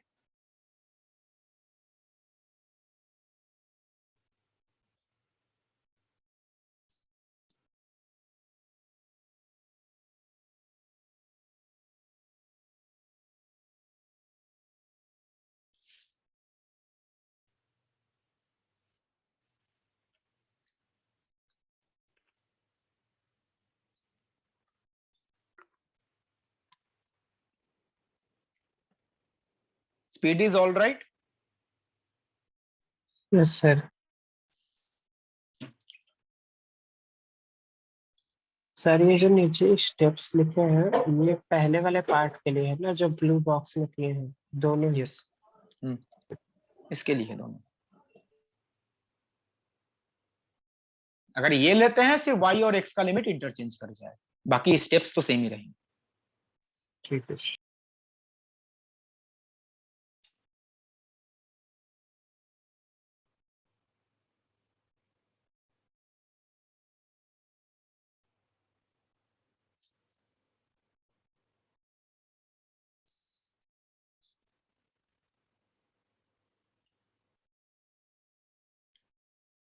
ओके, किसी ने पूछा है चैट बॉक्स में, डबल इंटीग्रल का फिजिकल मीनिंग क्या है? Okay, double integral physical meaning क्या है, मतलब ऐसा हम बोल सकते हैं, डबल इंटीग्रल जो हम कैलकुलेट कर रहे हैं उसको हम किस फिजिकल क्वांटिटी से रिलेट कर सकते हैं। ठीक है, अगर हम इस सेंस में सोचें, जैसे मैंने बोला ये जो डबल इंटीग्रल ट्रिपल इंटीग्रल पढ़ रहे हैं ये वेक्टर कैलकुलस में या स्पेसिफिकली इलेक्ट्रिसिटी मैग्नेटिज्म में काफी जगह पे यूज होता है।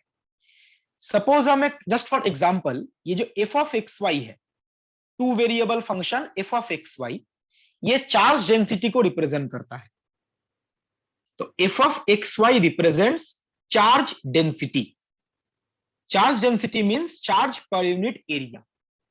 एरिया की बात क्यों कर रहे हैं, बिकॉज टू वेरिएबल है ना, थ्री वेरिएबल होता तो वॉल्यूम बोलते। तो मान लीजिए F of x Y represents charge density, charge per unit area.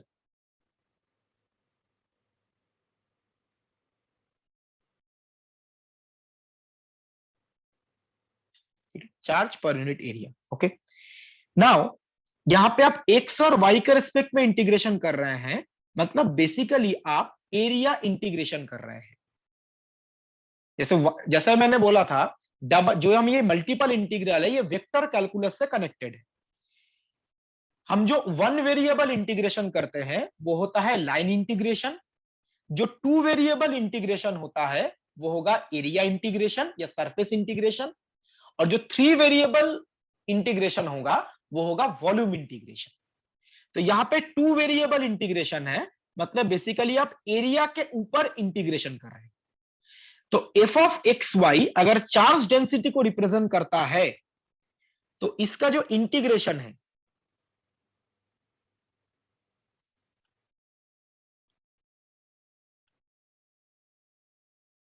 This quantity, ये क्या रिप्रेजेंट करेगा? एनीवन? चार्ज डेंसिटी का सरफेस इंटीग्रेशन कर रहे हैं। सरफेस किसी भी टाइप का हो सकता है। अच्छा, total charge. Charge charge This is the total charge. Charge This is the total charge. तो f of x y अगर चार्ज डेंसिटी को रिप्रेजेंट करता है, उसका आपने इंटीग्रेशन किया तो वो टोटल चार्ज को रिप्रेजेंट करेगा। तो in this case the value of the double integral is related with total charge.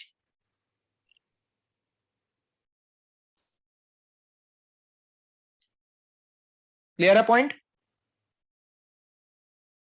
Yes sir. Okay, note down कर लिया है?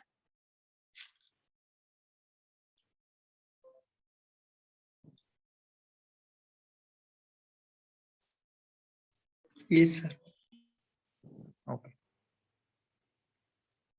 कोई बता सकता है यहाँ पे जो डबल इंटीग्रल है उसका मतलब तो बेसिकली एरिया इंटीग्रेशन है या सरफेस इंटीग्रेशन है।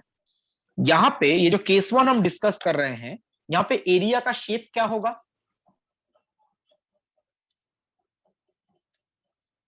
एरिया कुछ शेप तो होगा ना, तो ये केस वन में जो एरिया है उसका शेप क्या होगा?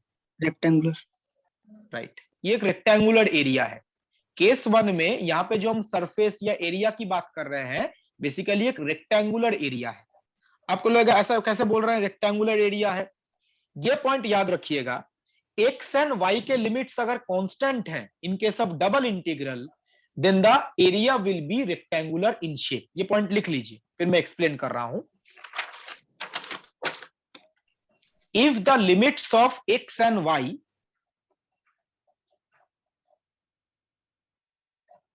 if the limits of x and y in a double integral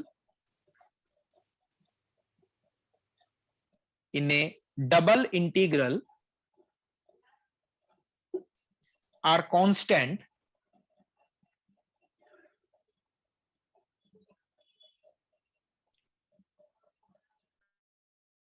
comma, then the area of integration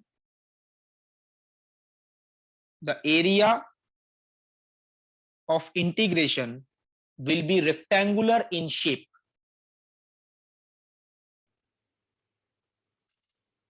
The area of integration will be rectangular in shape.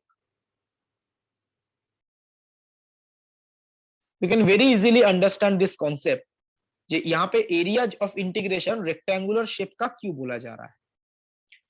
आपको जस्ट क्या करना है, एक्स और वाई के जो लिमिट्स है ना उनके कॉरिस्पॉन्डिंग कर्व ड्रॉ करना है। जैसे एक्स का लिमिट क्या था? ए टू बी, और वाई का लिमिट क्या था? C to D. Both are constant. Okay, now अब मुझे बताइए x इक्वल टू 0 किसका इक्वेशन है? वाई एक्सिस का। y axis. तो x equal to some constant, ये किसका इक्वेशन होगा? वाई एक्सिस के Y is equal to constant. Parallel to y axis. x equal to 0 is the equation for y axis and x equal to some constant is a straight line parallel to y axis. तो यहां पर देखो x equal to a constant and x equal to b constant, तो ये क्या होगा? Straight line parallel to y axis. Draw करते हैं। Suppose this line is x equal to a and this line is x equal to b. Two straight lines parallel to y axis.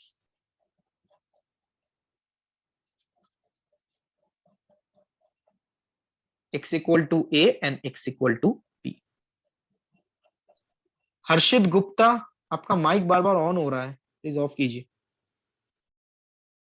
तो x equal to a and x equal to b are two straight lines parallel to y axis. Similarly y equal to 0 represents x axis, y equal to constant, some constant represents straight line parallel to x axis. So y equal to c and y equal to d are two straight lines parallel to x axis.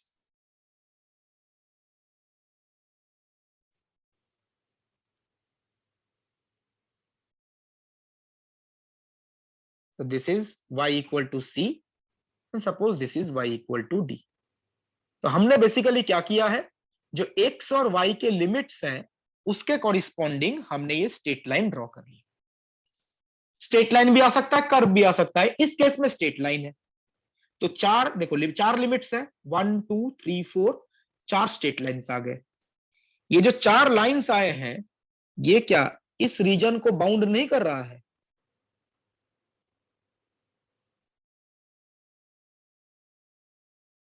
And this region is rectangular in shape. ये जो चार straight lines हैं इस rectangle को bound कर रहा है। And this is R. इसी रीजन में हम इंटीग्रेशन कैलकुलेट करेंगे। तो मैंने क्या बोला, x एंड y के लिमिट्स अगर कांस्टेंट हैं तो area of integration rectangular shape का होगा।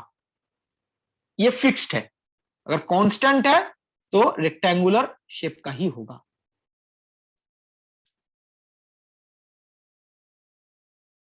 क्लियर है पॉइंट एवरीवन? रेक्टेंगुलर शेप कैसे आ रहा है?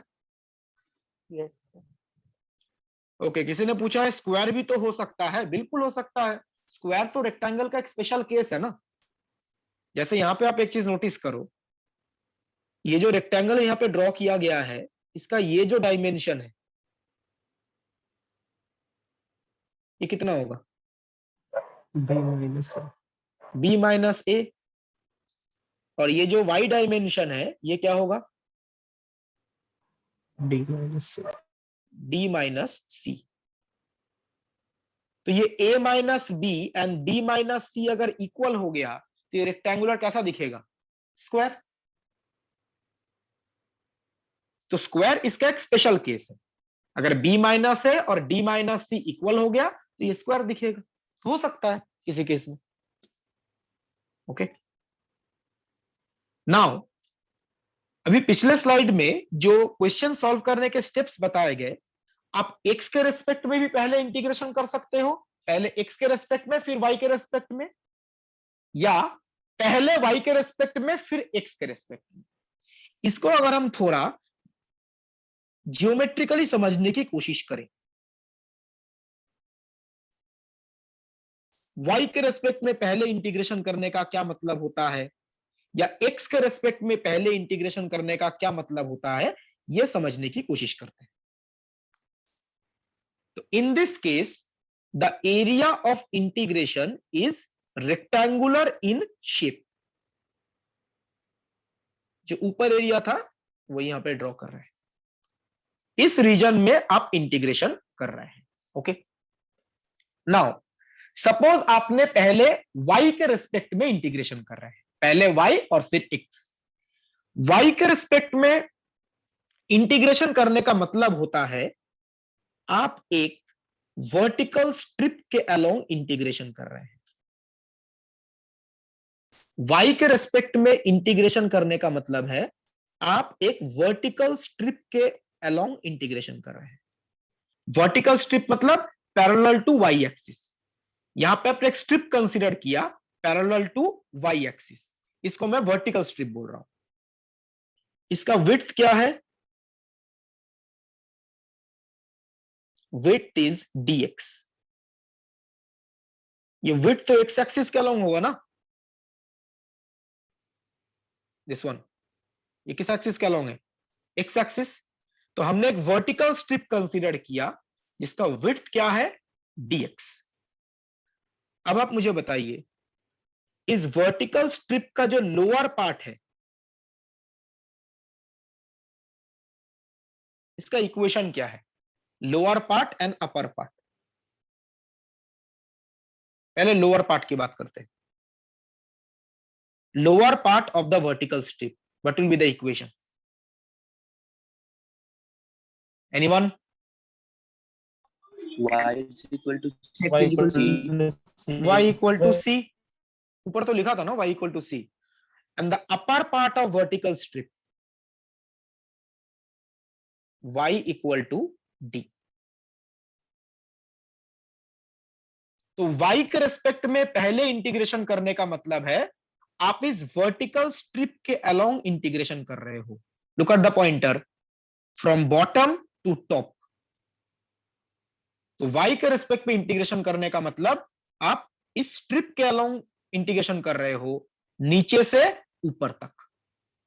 देखो y equal to c to y equal to d। Okay, now y के रेस्पेक्ट में आपने इंटीग्रेशन किया, फिर किसके रेस्पेक्ट में करेंगे? x के रेस्पेक्ट में। लुक एट द पॉइंटर, ये जो वर्टिकल स्ट्रिप है, इस वर्टिकल स्ट्रिप को अगर आप यहां से स्टार्ट करते हैं इस लाइन से और ऐसे मूव कराते हैं तो क्या पूरा एरिया कवर नहीं हो जाएगा? Yes sir. देखिए, इस वर्टिकल स्ट्रिप को अगर आप यहां से शुरू करते हैं और हॉरिजॉन्टली मूव करते हैं तो ये पूरा एरिया कवर हो जाएगा। तो स्टार्ट कहां से करेंगे? यहां से। इसका इक्वेशन क्या है? x equal to a। और खत्म कहां पे करेंगे? इस लाइन पे। इसका इक्वेशन है x इक्वल टू b। तो x के रेस्पेक्ट में इंटीग्रेशन करने का मतलब होगा इस वर्टिकल स्ट्रिप को आप x इक्वल टू a से x इक्वल टू b की तरफ हॉरिजॉन्टली मूव करवा रहे हैं, तो ये पूरा एरिया कवर हो जाएगा। मैं रिपीट कर रहा हूं, यहां पे हम पहले किस वेरिएबल के रेस्पेक्ट में इंटीग्रेशन कर रहे हैं? y या x? y। y के रेस्पेक्ट में इंटीग्रेशन करेंगे तो हम एक वर्टिकल स्ट्रिप कंसीडर करेंगे, and this strip is parallel to y axis. Width क्या है? dx। y के रेस्पेक्ट में इंटीग्रेशन करने का मतलब है आप इस स्ट्रिप के अलोंग इंटीग्रेशन कर रहे हो, फ्रॉम बॉटम टू टॉप।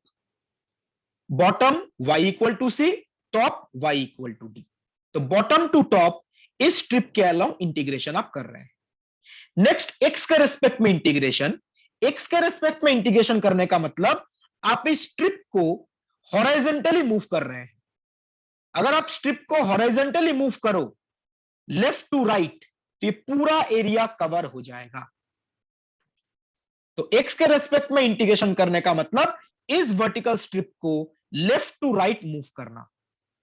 यह ध्यान रखिएगा, y का variation always bottom to top होगा और x का variation left to right.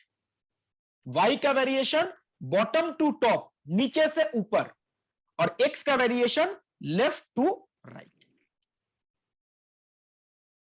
Clear है पॉइंट? Yes sir. इसका ऑपोजिट भी तो कर सकते हैं, पहले x के रिस्पेक्ट में इंटीग्रेशन और उसके बाद y के रिस्पेक्ट में इंटीग्रेशन। एरिया सेम है, शेप क्या बताया गया? रेक्टेंगुलर। ना आप x के रेस्पेक्ट में पहले इंटीग्रेशन कर रहे हैं तो वर्टिकल स्ट्रिप नहीं होगा, हॉरिजॉन्टल स्ट्रिप होगा।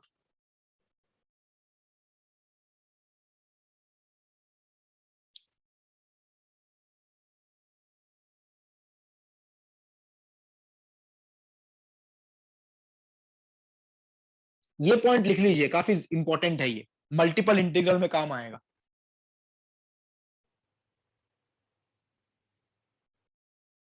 राइट डाउन, ड्रॉ कर लीजिए, ये इसके नीचे लिखिए।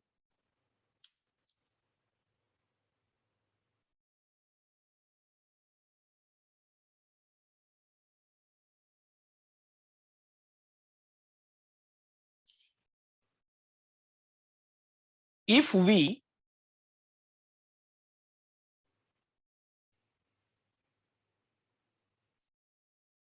perform the integration, if we perform the integration with respect to y first,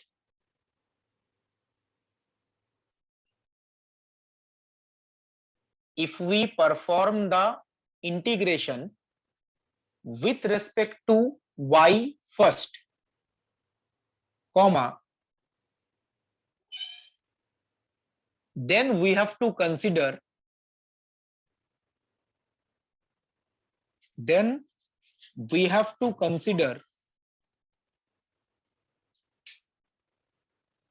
a vertical strip parallel to y-axis.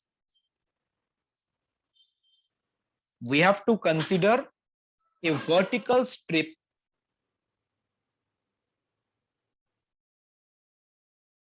parallel to y-axis.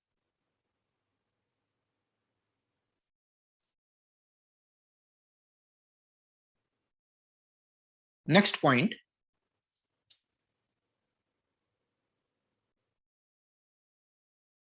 if we perform the integration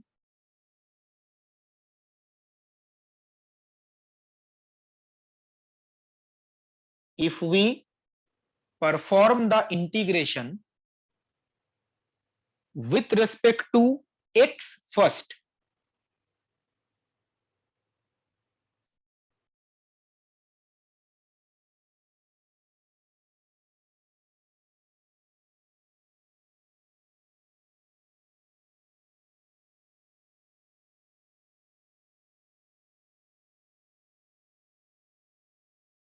if we perform the integration with respect to x first, comma, then we have to consider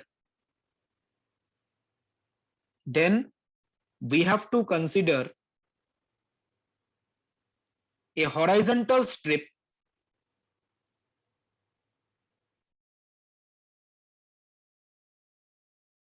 parallel to x-axis.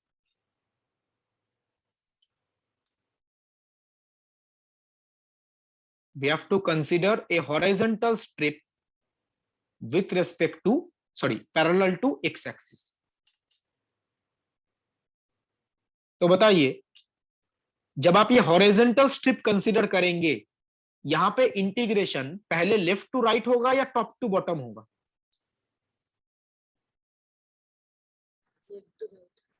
Left to right. बस पहले तो x के respect में integration है ना, x के respect में मतलब लेफ्ट टू राइट। तो देखो ये जो हॉरिजॉन्टल स्ट्रिप है इसका left portion and right portion. Left portion का इक्वेशन है x इक्वल टू a और राइट पोर्शन का इक्वेशन है x इक्वल टू b। तो x के रेस्पेक्ट में पहले इंटीग्रेशन है तो left to right, look at the pointer, left से राइट तक इंटीग्रेशन करेंगे इस स्ट्रिप के ऊपर। नाउ अब बताइए, ये पूरा एरिया कवर करने के लिए इस हॉरिजॉन्टल स्ट्रिप को बॉटम से टॉप मूव करना होगा या लेफ्ट से राइट? बॉटम से टॉप। बॉटम से top. Look at the pointer, ये स्ट्रिप है, बॉटम से स्टार्ट करेंगे और टॉप तक मूव करेंगे, पूरा एरिया कवर हो जाएगा। और बॉटम टू टॉप मतलब किसके रेस्पेक्ट में इंटीग्रेशन? y के रेस्पेक्ट में। ये पॉइंट क्लियर होना चाहिए। कोई अगर बोलता है तो साथ साथ आपको आंसर देना पड़ेगा। लेफ्ट टू राइट मतलब x के रेस्पेक्ट में इंटीग्रेशन, बॉटम टू टॉप का मतलब y के रेस्पेक्ट में इंटीग्रेशन। तो इस हॉरिजॉन्टल स्ट्रिप को अगर आप बॉटम से टॉप तक मूव करेंगे तो ये पूरा एरिया कवर हो जाएगा। तो आप y के रेस्पेक्ट में पहले इंटीग्रेशन कर सकते हो, x के रेस्पेक्ट में भी कर सकते हैं, आंसर दोनों में सेम आएगा। जस्ट आपको ध्यान रखना है इनके बीच में जियोमेट्रिकल डिफरेंस क्या है। जब आप y के रेस्पेक्ट में इंटीग्रेशन कर रहे हो तो आपको वर्टिकल स्ट्रिप लेना होगा, जब आप x के रेस्पेक्ट में इंटीग्रेशन कर रहे हो तो आपको हॉरिजॉन्टल स्ट्रिप लेना होगा। इस पॉइंट में किसी को डाउट है? Anyone?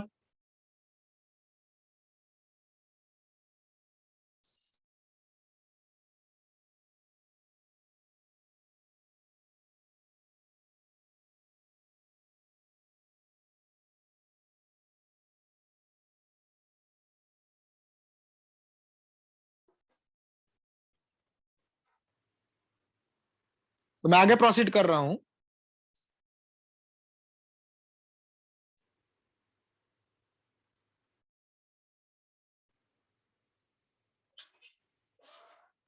Please try this question. ये जो हमने केस 1 डिस्कस किया उससे रिलेटेड क्वेश्चन है।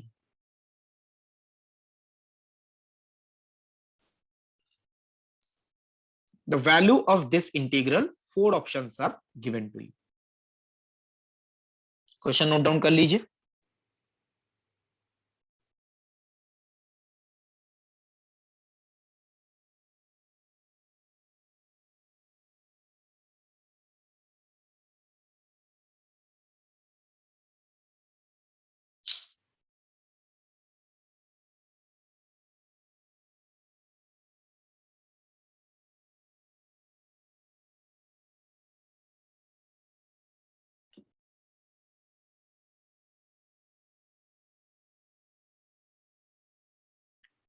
यहां पे आप देखिए एक्स वाई दो वेरिएबल्स है और इनका जो लिमिट है वो कांस्टेंट है। नाउ एक्स का लिमिट क्या है और वाई का लिमिट क्या है? क्या मेथड बताया गया अभी? एक्स का लिमिट क्या होगा? 1 to 3 एंड वाई का लिमिट क्या होगा? 1 to 2। 1 to 2। ये सीक्वेंस ध्यान रखिएगा, इसको अगर आपने चेंज कर दिया तो गलत आंसर आएगा। जो स्टैंडर्ड कन्वेंशन है वही फॉलो करना है। तो आप किसी के रेस्पेक्ट में पहले इंटीग्रेशन कर सकते हो, आइदर एक्स और वाई। तो सपोज आपने पहले एक्स के रेस्पेक्ट में इंटीग्रेशन किया तो वाई वाला पार्ट तो कांस्टेंट होगा, Y square D Y same रखा। एक्स का इंटीग्रेशन क्या होगा? 1/2 एक्स स्क्वायर। लिमिट है 1 to 3। Just upper limit lower limit replace कीजिए। Y square D Y, upper limit lower limit अगर रिप्लेस करो क्या आ रहा है? Please calculate everyone. 9 square minus 3 square minus 1 9 8/2 4 8/2 4। 9 minus 1 8 आएगा, डिवाइड बाई 2 4 आ जाएगा। Just upper limit minus lower limit. Now 4 constant है तो बाहर चला आया। वाई स्क्वायर का इंटीग्रेशन करेंगे तो 1/3 वाई क्यूब। लिमिट है 1 to 2। तो 1/3 it is 2 cube minus 1 cube। 8 minus 1 7 into 4/3, final answer is 28/3। C option is correct, 28/3।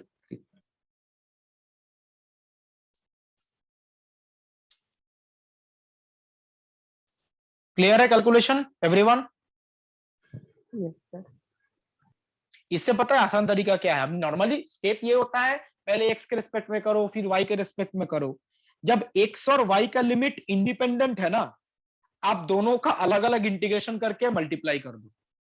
मतलब इस इंटीग्रेशन को आप सिंपली ऐसे लिख सकते हो, integration 1 to 3 X dx, X का लिमिट 1 to 3 है, into integration 1 to 2 Y square D Y. X part और वाई पार्ट को अलग लिख लो, दोनों का अलग अलग इंटीग्रेशन करके मल्टीप्लाई कर दो। एक्स वाले पार्ट का इंटीग्रेशन करो 4 आ जाएगा और वाई वाले पार्ट का इंटीग्रेशन करो 7/3 आ जाएगा। इन दोनों का प्रोडक्ट करेंगे तो 28/3। ये ज्यादा आसान है। एक्स वाले पार्ट का अलग इंटीग्रेशन, वाई वाले पार्ट का अलग इंटीग्रेशन, फिर दोनों का प्रोडक्ट कर दो। बट ये मेथड कब अप्लाई कर सकते हैं? कंडीशन क्या है? जब दोनों लिमिट कांस्टेंट हो। Constant Right. लिमिट के लिए। Limits of y and x should be constant. x y दोनों का लिमिट कांस्टेंट होना चाहिए, तभी आप ये टेक्निक अप्लाई कर सकते हो। अगर लिमिट वेरिएबल हुआ तब ऐसे नहीं कर सकते, ये सिर्फ कांस्टेंट लिमिट के लिए करना पॉसिबल है। Clear everyone?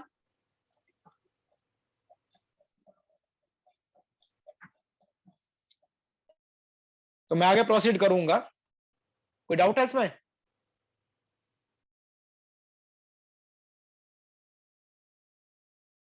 ओके, तो ये case 1 is the easiest one. X Y के लिमिट्स कांस्टेंट है, calculation is very very easy. Next case 2, अब ये वेरिएबल लिमिट वाले केसेस हैं। Case 2, y1 y2 are functions of x and x1 x2 are constant. That means limits of y1 y2 basically क्या है? y के limits. तो limits of y are functions of x and limits of x are constant.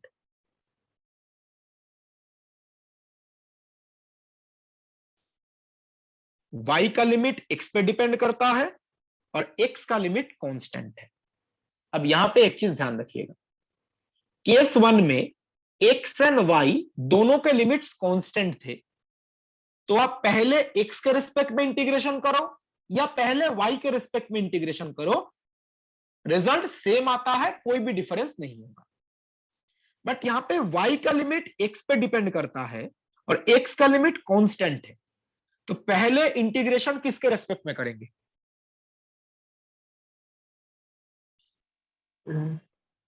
x1 x2 y के respect में, because y का limit x पे depend करता है ना। y का लिमिट x पे डिपेंड करेगा, तो पहले आप y के रेस्पेक्ट में इंटीग्रेशन करोगे और फिर x के रेस्पेक्ट में। इसमें आप x के रेस्पेक्ट में पहले इंटीग्रेशन नहीं कर पाएंगे, बिकॉज यहाँ पे y का लिमिट x पे डिपेंड करता है। इसलिए आप नोटिस करो जो मैथमेटिकल एक्सप्रेशन है वो कैसे लिखा गया है।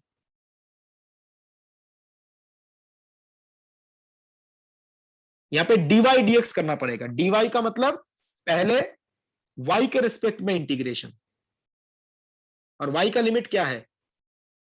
y1 टू y2, और y1 y2 किसका फंक्शन है? x का। फिर y के रिस्पेक्ट में इंटीग्रेशन हो गया, फिर x के रिस्पेक्ट में इंटीग्रेशन। x का लिमिट क्या है? x1 to x2। यही पॉइंट यहां पे लिखा गया, देखिए step 1, integrate with respect to y keeping x fixed, और y का लिमिट क्या है? y1 to y2।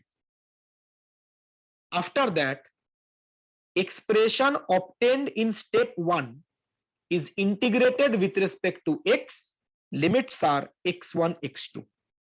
स्टेप 1 में जो आपको एक्सप्रेशन मिला उसका x के रेस्पेक्ट में इंटीग्रेशन, लिमिट्स है x1 टू x2, ये तो कांस्टेंट है। तो since limit of y is a function of x, that's why integration with respect to y should be performed first.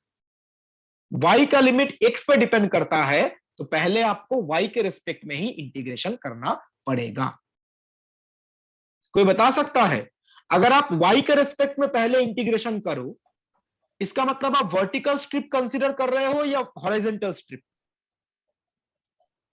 Vertical. Vertical. अभी कुछ देर पहले तो बताया गया था, अगर आप y के रिस्पेक्ट में पहले इंटीग्रेशन कर रहे हैं, इसका मतलब हम वर्टिकल स्ट्रिप की बात कर रहे हैं।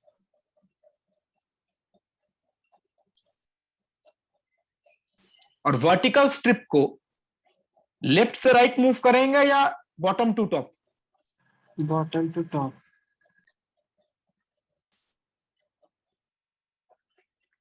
वर्टिकल स्ट्रिप को लेफ्ट टू राइट मूव करेंगे ना?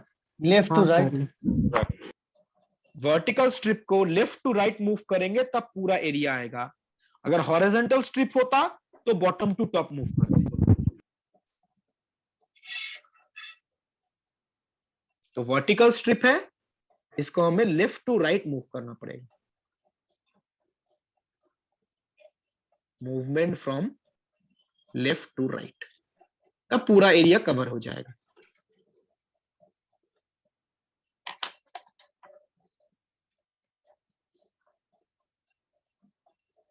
नोट डाउन कर लीजिए, किसी को कोई डाउट है तो प्लीज आस्क, कोई पॉइंट नहीं समझ में आ रहा है तो प्लीज आस्क।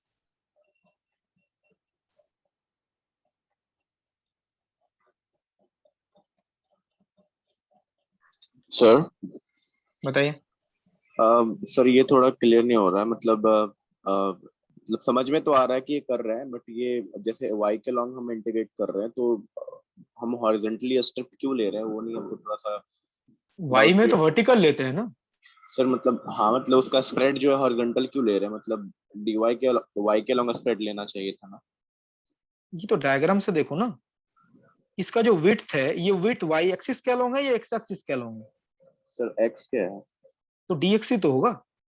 सर वो नहीं कह रहे सर, y के अलोंग अगर हम इंटीग्रेट कर रहे हैं तो मतलब dy लेना चाहिए था, मतलब ऐसा लग रहा है, मतलब थोड़ा सा वो कॉन्ट्रडिक्ट कर रहा है मतलब वर्ड्स नहीं में, और वो ले रहे हैं जो नहीं उसमें नहीं, dy तो ले ही रहे हैं ना, y के रिस्पेक्ट में। ये तो dx तो फिक्स्ड है ना, ये विड्थ तो फिक्स्ड है। जब आप यस सर। नीचे से ऊपर इंटीग्रेशन करोगे तब तो y चेंज हो रहा है ना। यस सर, मतलब पहले हम जिस चेंज को हम वो फिजिकली देख रहे हैं वो y के लॉन्ग हो रहा है फर्स्ट। बिल्कुल y के अलोंग, ये dx तो फिक्स्ड है। जब आप y के अलोंग इंटीग्रेशन करोगे ये dx तो फिक्स्ड रहेगा ना। और ये सर सारे केसेस में वैलिड है ना, अगर मतलब y एक्स बिल्कुल, डिपेंडेंट है कुछ भी रहे उससे। कुछ भी, ये स्ट्रिप वाला कॉन्सेप्ट सारे केसेस में एप्लीकेबल है। ओके सर, ठीक है। Anything else anyone?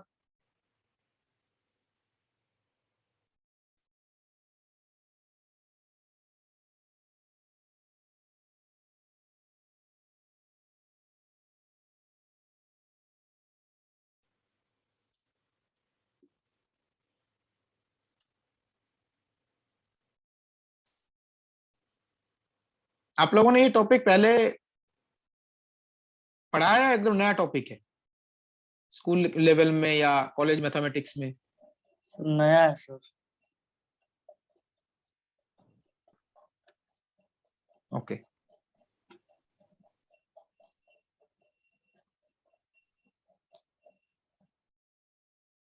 Note down हो जाए तो बताइएगा।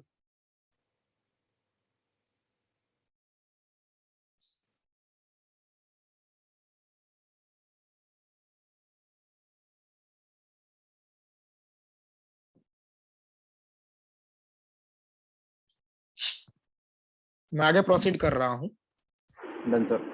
कोई मुझे बता सकता है केस 1 में जो एरिया ऑफ इंटीग्रेशन था वो रेक्टेंगुलर शेप का था, जब कांस्टेंट लिमिट थे तो रेक्टेंगुलर शेप का था। केस 2 में एरिया ऑफ इंटीग्रेशन किस शेप का होगा? ये तो y2 y1 पे डिपेंड करता है ना सर, लिमिट्स हम कहाँ से ले रहे हैं फंक्शन। राइट, किसी भी आर्बिटरी शेप का हो सकता है। कोई भी यहाँ पे प्लेन डिफाइन करना हो। रीजन ड्रॉ करने का तरीका वही है, जो लिमिट्स है उसको ड्रॉ करो। y का लिमिट है y1 टू y2, y1 भी x का फंक्शन है, y2 भी x का फंक्शन है, और x का लिमिट है कांस्टेंट x1 टू x2। अब आप तो देखिए, इसमें बाउंड्रीज जो है वो किसी कर्व को फॉलो करेंगी या सरफेस भी कर्व हो सकता है? बाउंड्री कर्व होगा ना, सरफेस कर्व कैसे हो सकता है? जो बाउंड्री है वो कर्व होगा। मतलब फिर वही मैं पूछी थी, फिर तो वो 3D में हो जाएगा ना। नहीं, 3D नहीं होगा। देखिए y इक्वल टू y1, ये किसी कर्व का इक्वेशन होगा, yes sir, suppose like this. Yes this वही मैं इज पूछ रही थी। y equal to y2, suppose y1 नीचे होगा ना, लोअर लिमिट मान के चलते हैं। And suppose y equal to y1 is like this. चलो एक को ना स्ट्रेट लाइन ले लेते हैं, ऐसा नहीं है दोनों कर्व ही होना चाहिए, एक स्ट्रेट लाइन एक कर्व भी हो सकता है। सपोज ऐसा है y इक्वल टू y1 है, कर्व स्ट्रेट लाइन, दोनों स्ट्रेट लाइन हो सकते हैं, दोनों कर्व हो सकते हैं, एक स्ट्रेट लाइन एक कर्व, कुछ भी हो सकता है। x इक्वल टू x1 का मतलब है parallel to y axis, this is x equal to x1 and this is x equal to x2। तो x और y के जो लिमिट्स हैं उनको हमने ड्रॉ कर दिया। अब देखिए ये 4 लाइंस कर्व्स जो भी है ये इस रीजन को बाउंड कर रहे हैं। अब इसका क्या कोई पर्टिकुलर शेप आप बोल सकते हो, जैसे केस 1 में बताया गया था?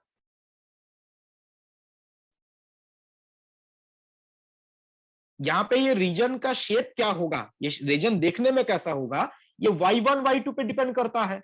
y1 y2 अगर चेंज हो गया तो ये रीजन का शेप भी चेंज हो जाएगा। तो केस 1 में शेप फिक्स था, रेक्टेंगुलर ही होगा। इस केस में जो एरिया ऑफ इंटीग्रेशन है उसका शेप आर्बिट्ररी कुछ भी हो सकता है। आप इस रीजन के ऊपर इंटीग्रेशन कर रहे हो। Clear everyone? यस। ओके,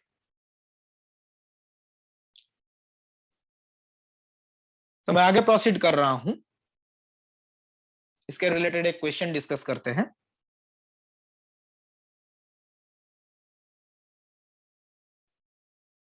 ये नोट डाउन कर लिया है ना? Yes sir. Okay, please try this question.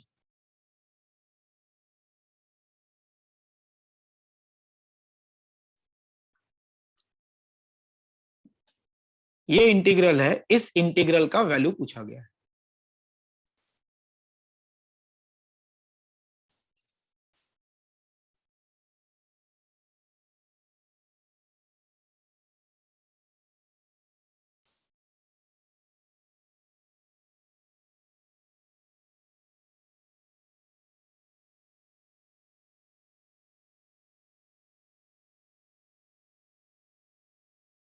इसमें ये जो लिमिट है ये x का लिमिट है या y का लिमिट है?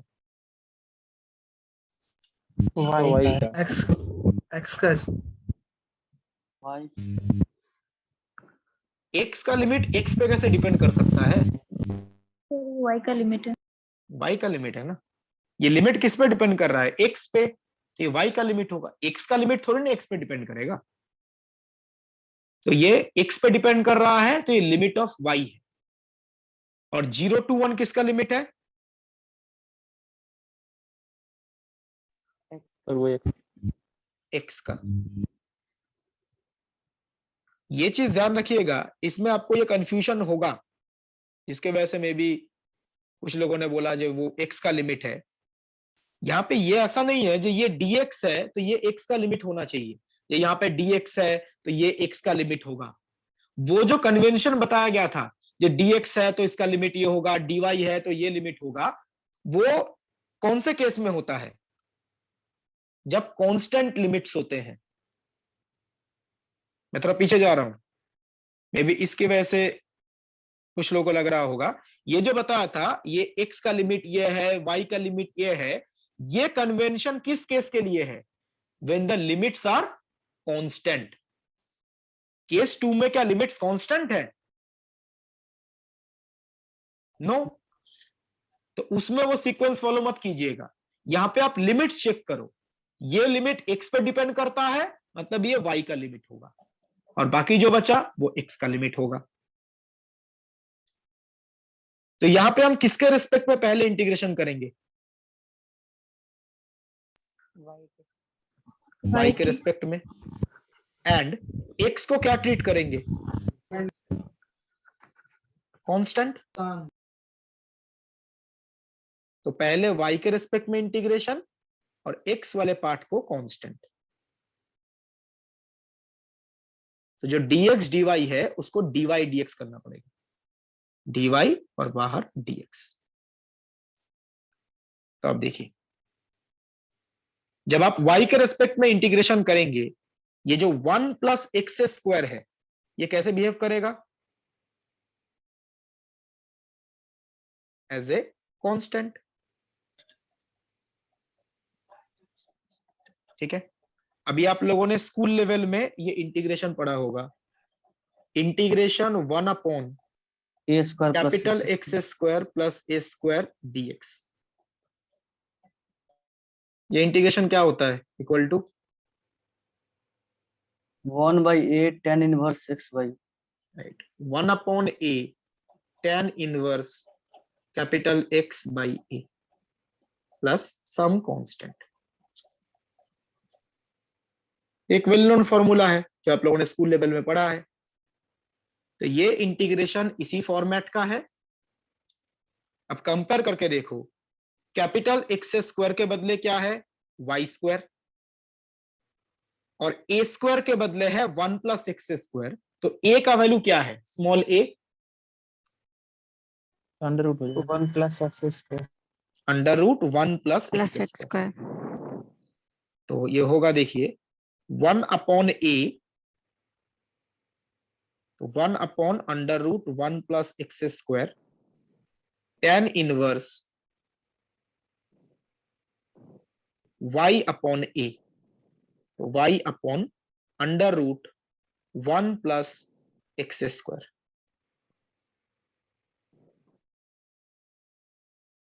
और लिमिट क्या था? मैंने यहाँ पे एक चीज लिखना भूल गया ना, यहाँ पे दो इंटीग्रल्स थे ना, yes sir. Sign integral sign मैंने लिखा, integral 0 to 1 and integral 0 to under root 1 plus X square. तो y का लिमिट है 0 to under root 1 plus X square. ये स्टेप क्लियर है everyone? Yes okay, now upper limit minus lower limit. y के बदले अगर आप ये रिप्लेस करो तो ये tan इनवर्स 1 आएगा। tan इनवर्स 1 का वैल्यू क्या होता है? y के बदले ये रिप्लेस करेंगे, tan इनवर्स 1। tan इनवर्स 1 क्या होता है? Pi by Pi by 4। 4। और y के बदले 0 पुट करेंगे तो tan इनवर्स 0। tan इनवर्स 0 क्या होता है? 0 तो value of the integral is equal to integration 0 to 1, upper limit replace करेंगे तो 1 upon under root 1 plus X square tan inverse 1, जिसका वैल्यू पाई बाई 4 होता है, minus lower limit minus 1 upon under root 1 plus X square tan inverse 0। tan inverse 0 0 होता है।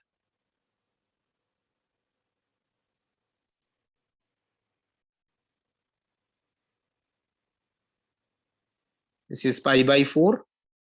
This is 0. Now pi by 4 basically constant है, इसको integration के बाहर ही रखते हैं। यह आएगा integration 0 to 1 1 upon under root 1 plus X square dx। ये भी एक वेल नोन फॉर्मूला है, ये भी आप लोगों ने स्कूल लेवल में पढ़ा होगा। इंटीग्रेशन के तो बहुत सारे फॉर्मूलेस पढ़े थे स्कूल लेवल में।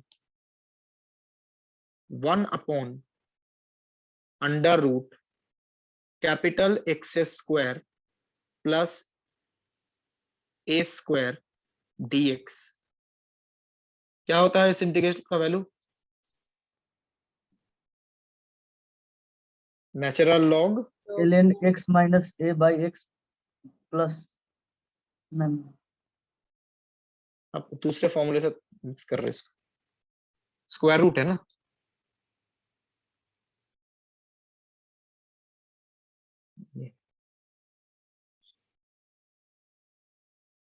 log x plus under root X square plus A square plus constant. अब देखिए ये जो इंटीग्रल है और ये जो इंटीग्रल है वो सिमिलर फॉर्मेट का है। यहाँ पे स्मॉल a के बदले क्या है? 1। तो π/4 ये फॉर्मूला अगर आप यूज करो log x plus √x² plus 1 और लिमिट है 0 to 1। Upper limit minus lower limit, तो π/4 अपर लिमिट रिप्लेस करेंगे तो यह आएगा log 1 plus √2 minus lower limit अगर आप रिप्लेस करते हो तो यह आएगा log 1 और log 1 का वैल्यू क्या होता है?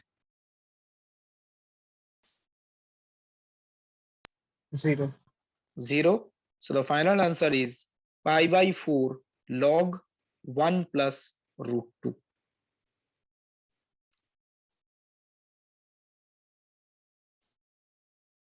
This is the final answer.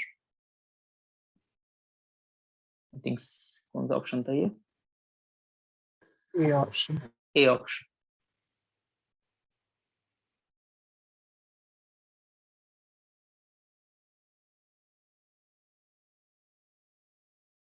किसी स्टेप में कोई डाउट है तो please ask.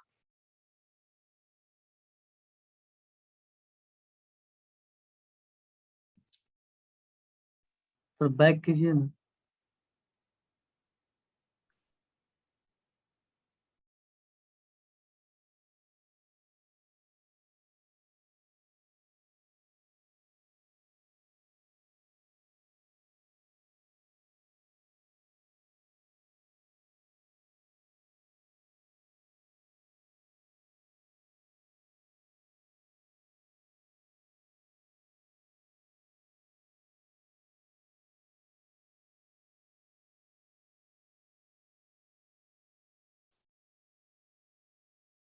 Any question in this? Anyone?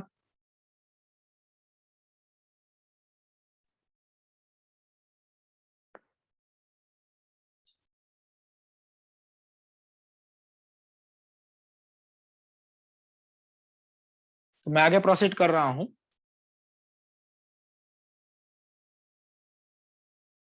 ये वाला अभी नहीं लिखे। सर एक डाउट था। बताइए।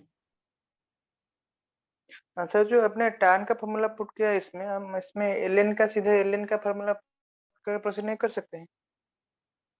कौन पिछले वाले इसमें? हाँ हाँ हाँ, जो क्वेश्चन किया है आपने सीधा ये तो log का फॉर्मूला, मतलब कौन से इंटीग्रल के बारे उसको में? y वाले पार्ट के x वाले पार्ट के? फाजला जो क्वेश्चन है 1/1 प्लस x² प्लस y², हाँ हाँ उसको log of 1 plus x² plus y² लेके उससे प्रोसीड कर सकते हैं? नहीं, कैसे कर सकते हैं? वो तो 1/x होता है ना। 1/x का इंटीग्रेशन है तब होता है ना वो, जो आप बोल रहे हो। यहाँ पे 1/x थोड़ी ना है इंटीग्रल, यहाँ पे तो फॉर्मेट ही अलग है। ठीक है।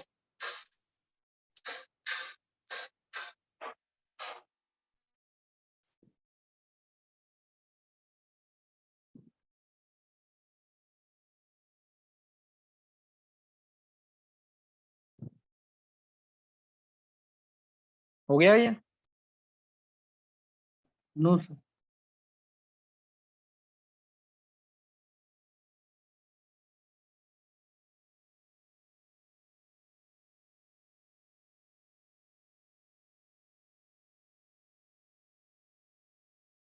सर एक डाउट है। बताइए। सर इसमें 1/√1 प्लस x² को हम 1 प्लस x² रेज़ टू -½ करके इंटीग्रेट कर सकते हो, x रेज़ टू n वाला। फिर आपको सीरीज एक्सपेंशन यूज करना है। नहीं, आप इसको बोल रहे हो 1 plus x² whole to the power -½ करेंगे। हाँ सर। फिर उसके बाद इंटीग्रेशन कैसे करोगे? कौन सा formula? x raise to n+1/n+1 ऐसा कर सकते हो? कर सकते हैं, लेकिन उसका अगर एक्सपेंशन करोगे तो इनफाइनाइट सीरीज आएगा ना। हाँ। तो उसमें इनफाइनाइट सीरीज आप अप्लाई कर सकते हो, बट वो ऐड करके ये फॉर्मेट समझना थोड़ा मुश्किल हो जाएगा ना। हाँ सर। अप्लाई कर सकते हैं आप, जो मेथड बोल रहे हो इसको ऊपर ले जाओ टू द पावर -1/2, फिर एक्सपेंशन करो, फिर x to the power n का जो फॉर्मूला होता है इंटीग्रेशन का वो अप्लाई कर दो, बट ये फाइनल रिजल्ट तक पहुंचना थोड़ा मुश्किल हो जाएगा। Okay sir.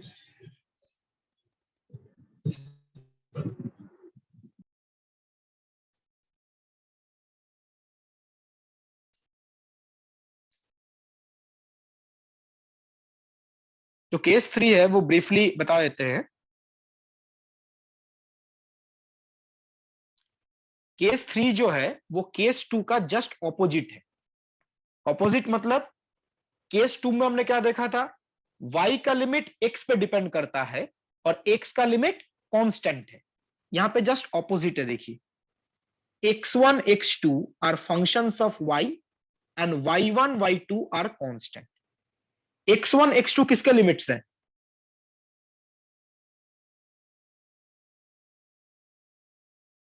x के। तो x का लिमिट किस पे डिपेंड करता है, y पे, और y1 y2 किसका लिमिट है, y का जो कांस्टेंट है। तो केस 2 का जस्ट ऑपोजिट, यहां पे x का लिमिट y पे डिपेंड करता है और y का लिमिट कांस्टेंट है। तो बताइए यहां पे हम किसके रेस्पेक्ट में पहले इंटीग्रेशन करेंगे, x या y? x, पहले x के रेस्पेक्ट में, बिकॉज x का लिमिट y पे डिपेंड करता है। केस 2 में क्या था, y का लिमिट x पे डिपेंड कर रहा था, इसलिए हम y के रेस्पेक्ट में पहले इंटीग्रेशन कर रहे थे। यहां पे x का लिमिट y पे डिपेंड करता है, तो देखिए पहले x के रेस्पेक्ट में इंटीग्रेशन, पहले x के रेस्पेक्ट में लिमिट है x1 टू x2 जो y का फंक्शन है। उसके बाद y के रेस्पेक्ट में इंटीग्रेशन करेंगे, y का लिमिट है y1 y2 जो कांस्टेंट है। यही नीचे लिखा गया है, step 1 integrate with respect to x keeping y fixed between the limits x1 x2। पहले x के रेस्पेक्ट में इंटीग्रेशन, y को फिक्स्ड रखेंगे और x का लिमिट क्या है, x1 x2। After that expression obtained in step 1 is integrated with respect to y, limits are y1 and y2। Step 1 में जो आपको एक्सप्रेशन मिला है इसका इंटीग्रेशन करेंगे y के रेस्पेक्ट में, लिमिट क्या है y1 y2। नोट डाउन कर लीजिए, पहले x के रेस्पेक्ट में इंटीग्रेशन फिर y के रेस्पेक्ट में, बिकॉज x का लिमिट y पे डिपेंड करता है।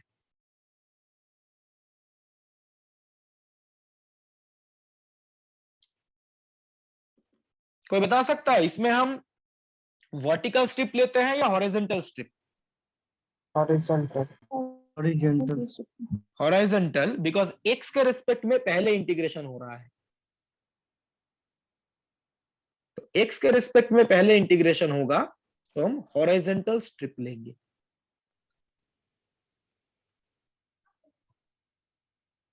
एंड पूरा एरिया कवर करने के लिए इस हॉरिजॉन्टल स्ट्रिप को लेफ्ट से राइट मूव करना होगा या बॉटम से top?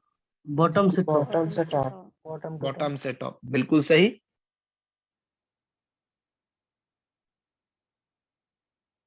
Movement from bottom to top, तो ये पूरा एरिया कवर हो जाएगा। तो x के रिस्पेक्ट में इंटीग्रेशन है तो हॉरिजॉन्टल स्ट्रिप, हॉरिजॉन्टल स्ट्रिप को नीचे से ऊपर मूव करेंगे तो पूरा एरिया कवर हो जाएगा।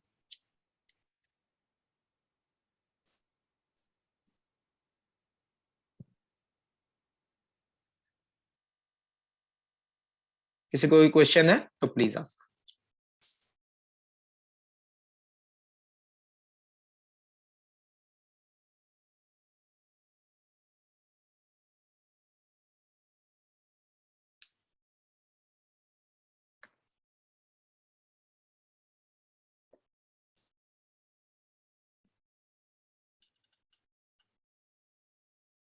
नोट डाउन कर लीजिए, टाइम ऑलमोस्ट हो चुका है, नेक्स्ट क्लास में आगे प्रोसीड करेंगे।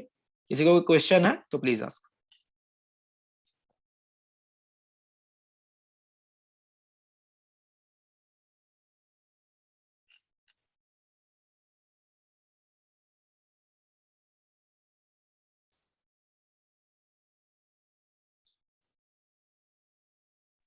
सर मुझे कोर्स के रिगार्डिंग कोई डाउट है। बताइए। सर जो हमें कल की डेमो मिलेगी उसके लिए भी हमें रजिस्ट्रेशन करना पड़ेगा पहले? वो जो लिंक आपको भेजा जाएगा उसके थ्रू ज्वाइन करना है ना करके। देखो जब तक डेमो क्लास चलेगा उसमें करना पड़ेगा।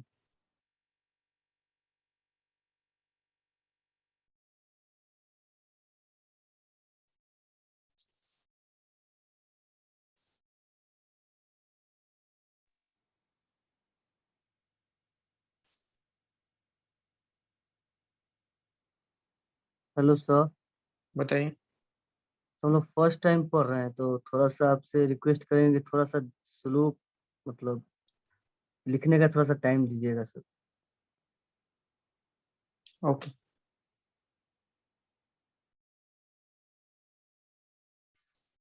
सर इसका एग्जांपल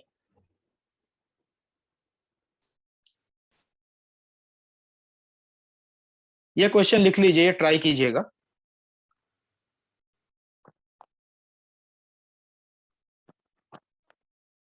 यहाँ पे आप देखो ये जो लिमिट है, ये लिमिट किस पे डिपेंड करता है, एक्स या वाई पे? एक्स वाई वाई पे डिपेंड करता है, तो ये किसका लिमिट होगा? एक्स का। एक्स का। तो लिमिट वाई पे डिपेंड करता है तो ये एक्स का लिमिट है। तो एक्स के रेस्पेक्ट में पहले इंटीग्रेशन करेंगे और ये 0 टू a जो है ये वाई का लिमिट है।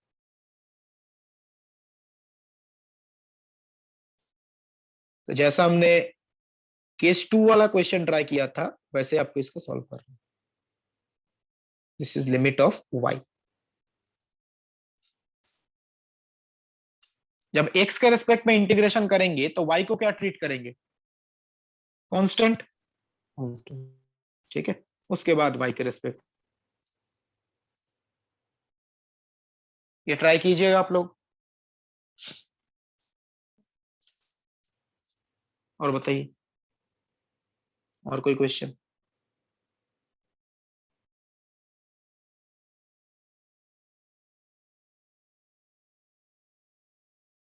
जो पढ़ाया गया वो समझ में नहीं आया?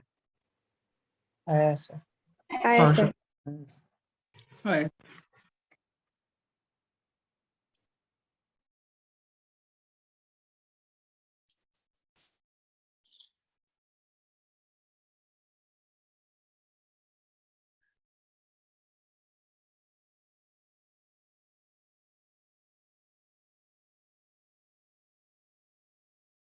इस क्वेश्चन का करेक्ट आंसर है D, second option correct. Solve कीजिएगा, डी ऑप्शन करेक्ट है। देखिएगा आंसर आ मैच करे कि नहीं, पाई ए बाई 4।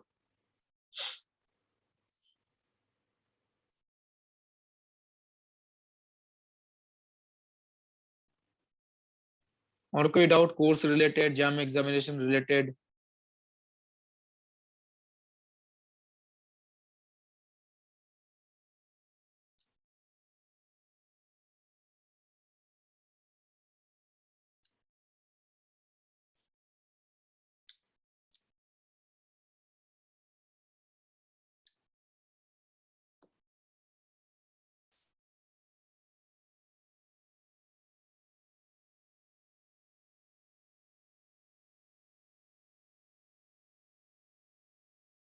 तो कोई डाउट नहीं तो मैं मीटिंग एंड कर रहा हूं, नेक्स्ट क्लास में आगे प्रोसीड करेंगे।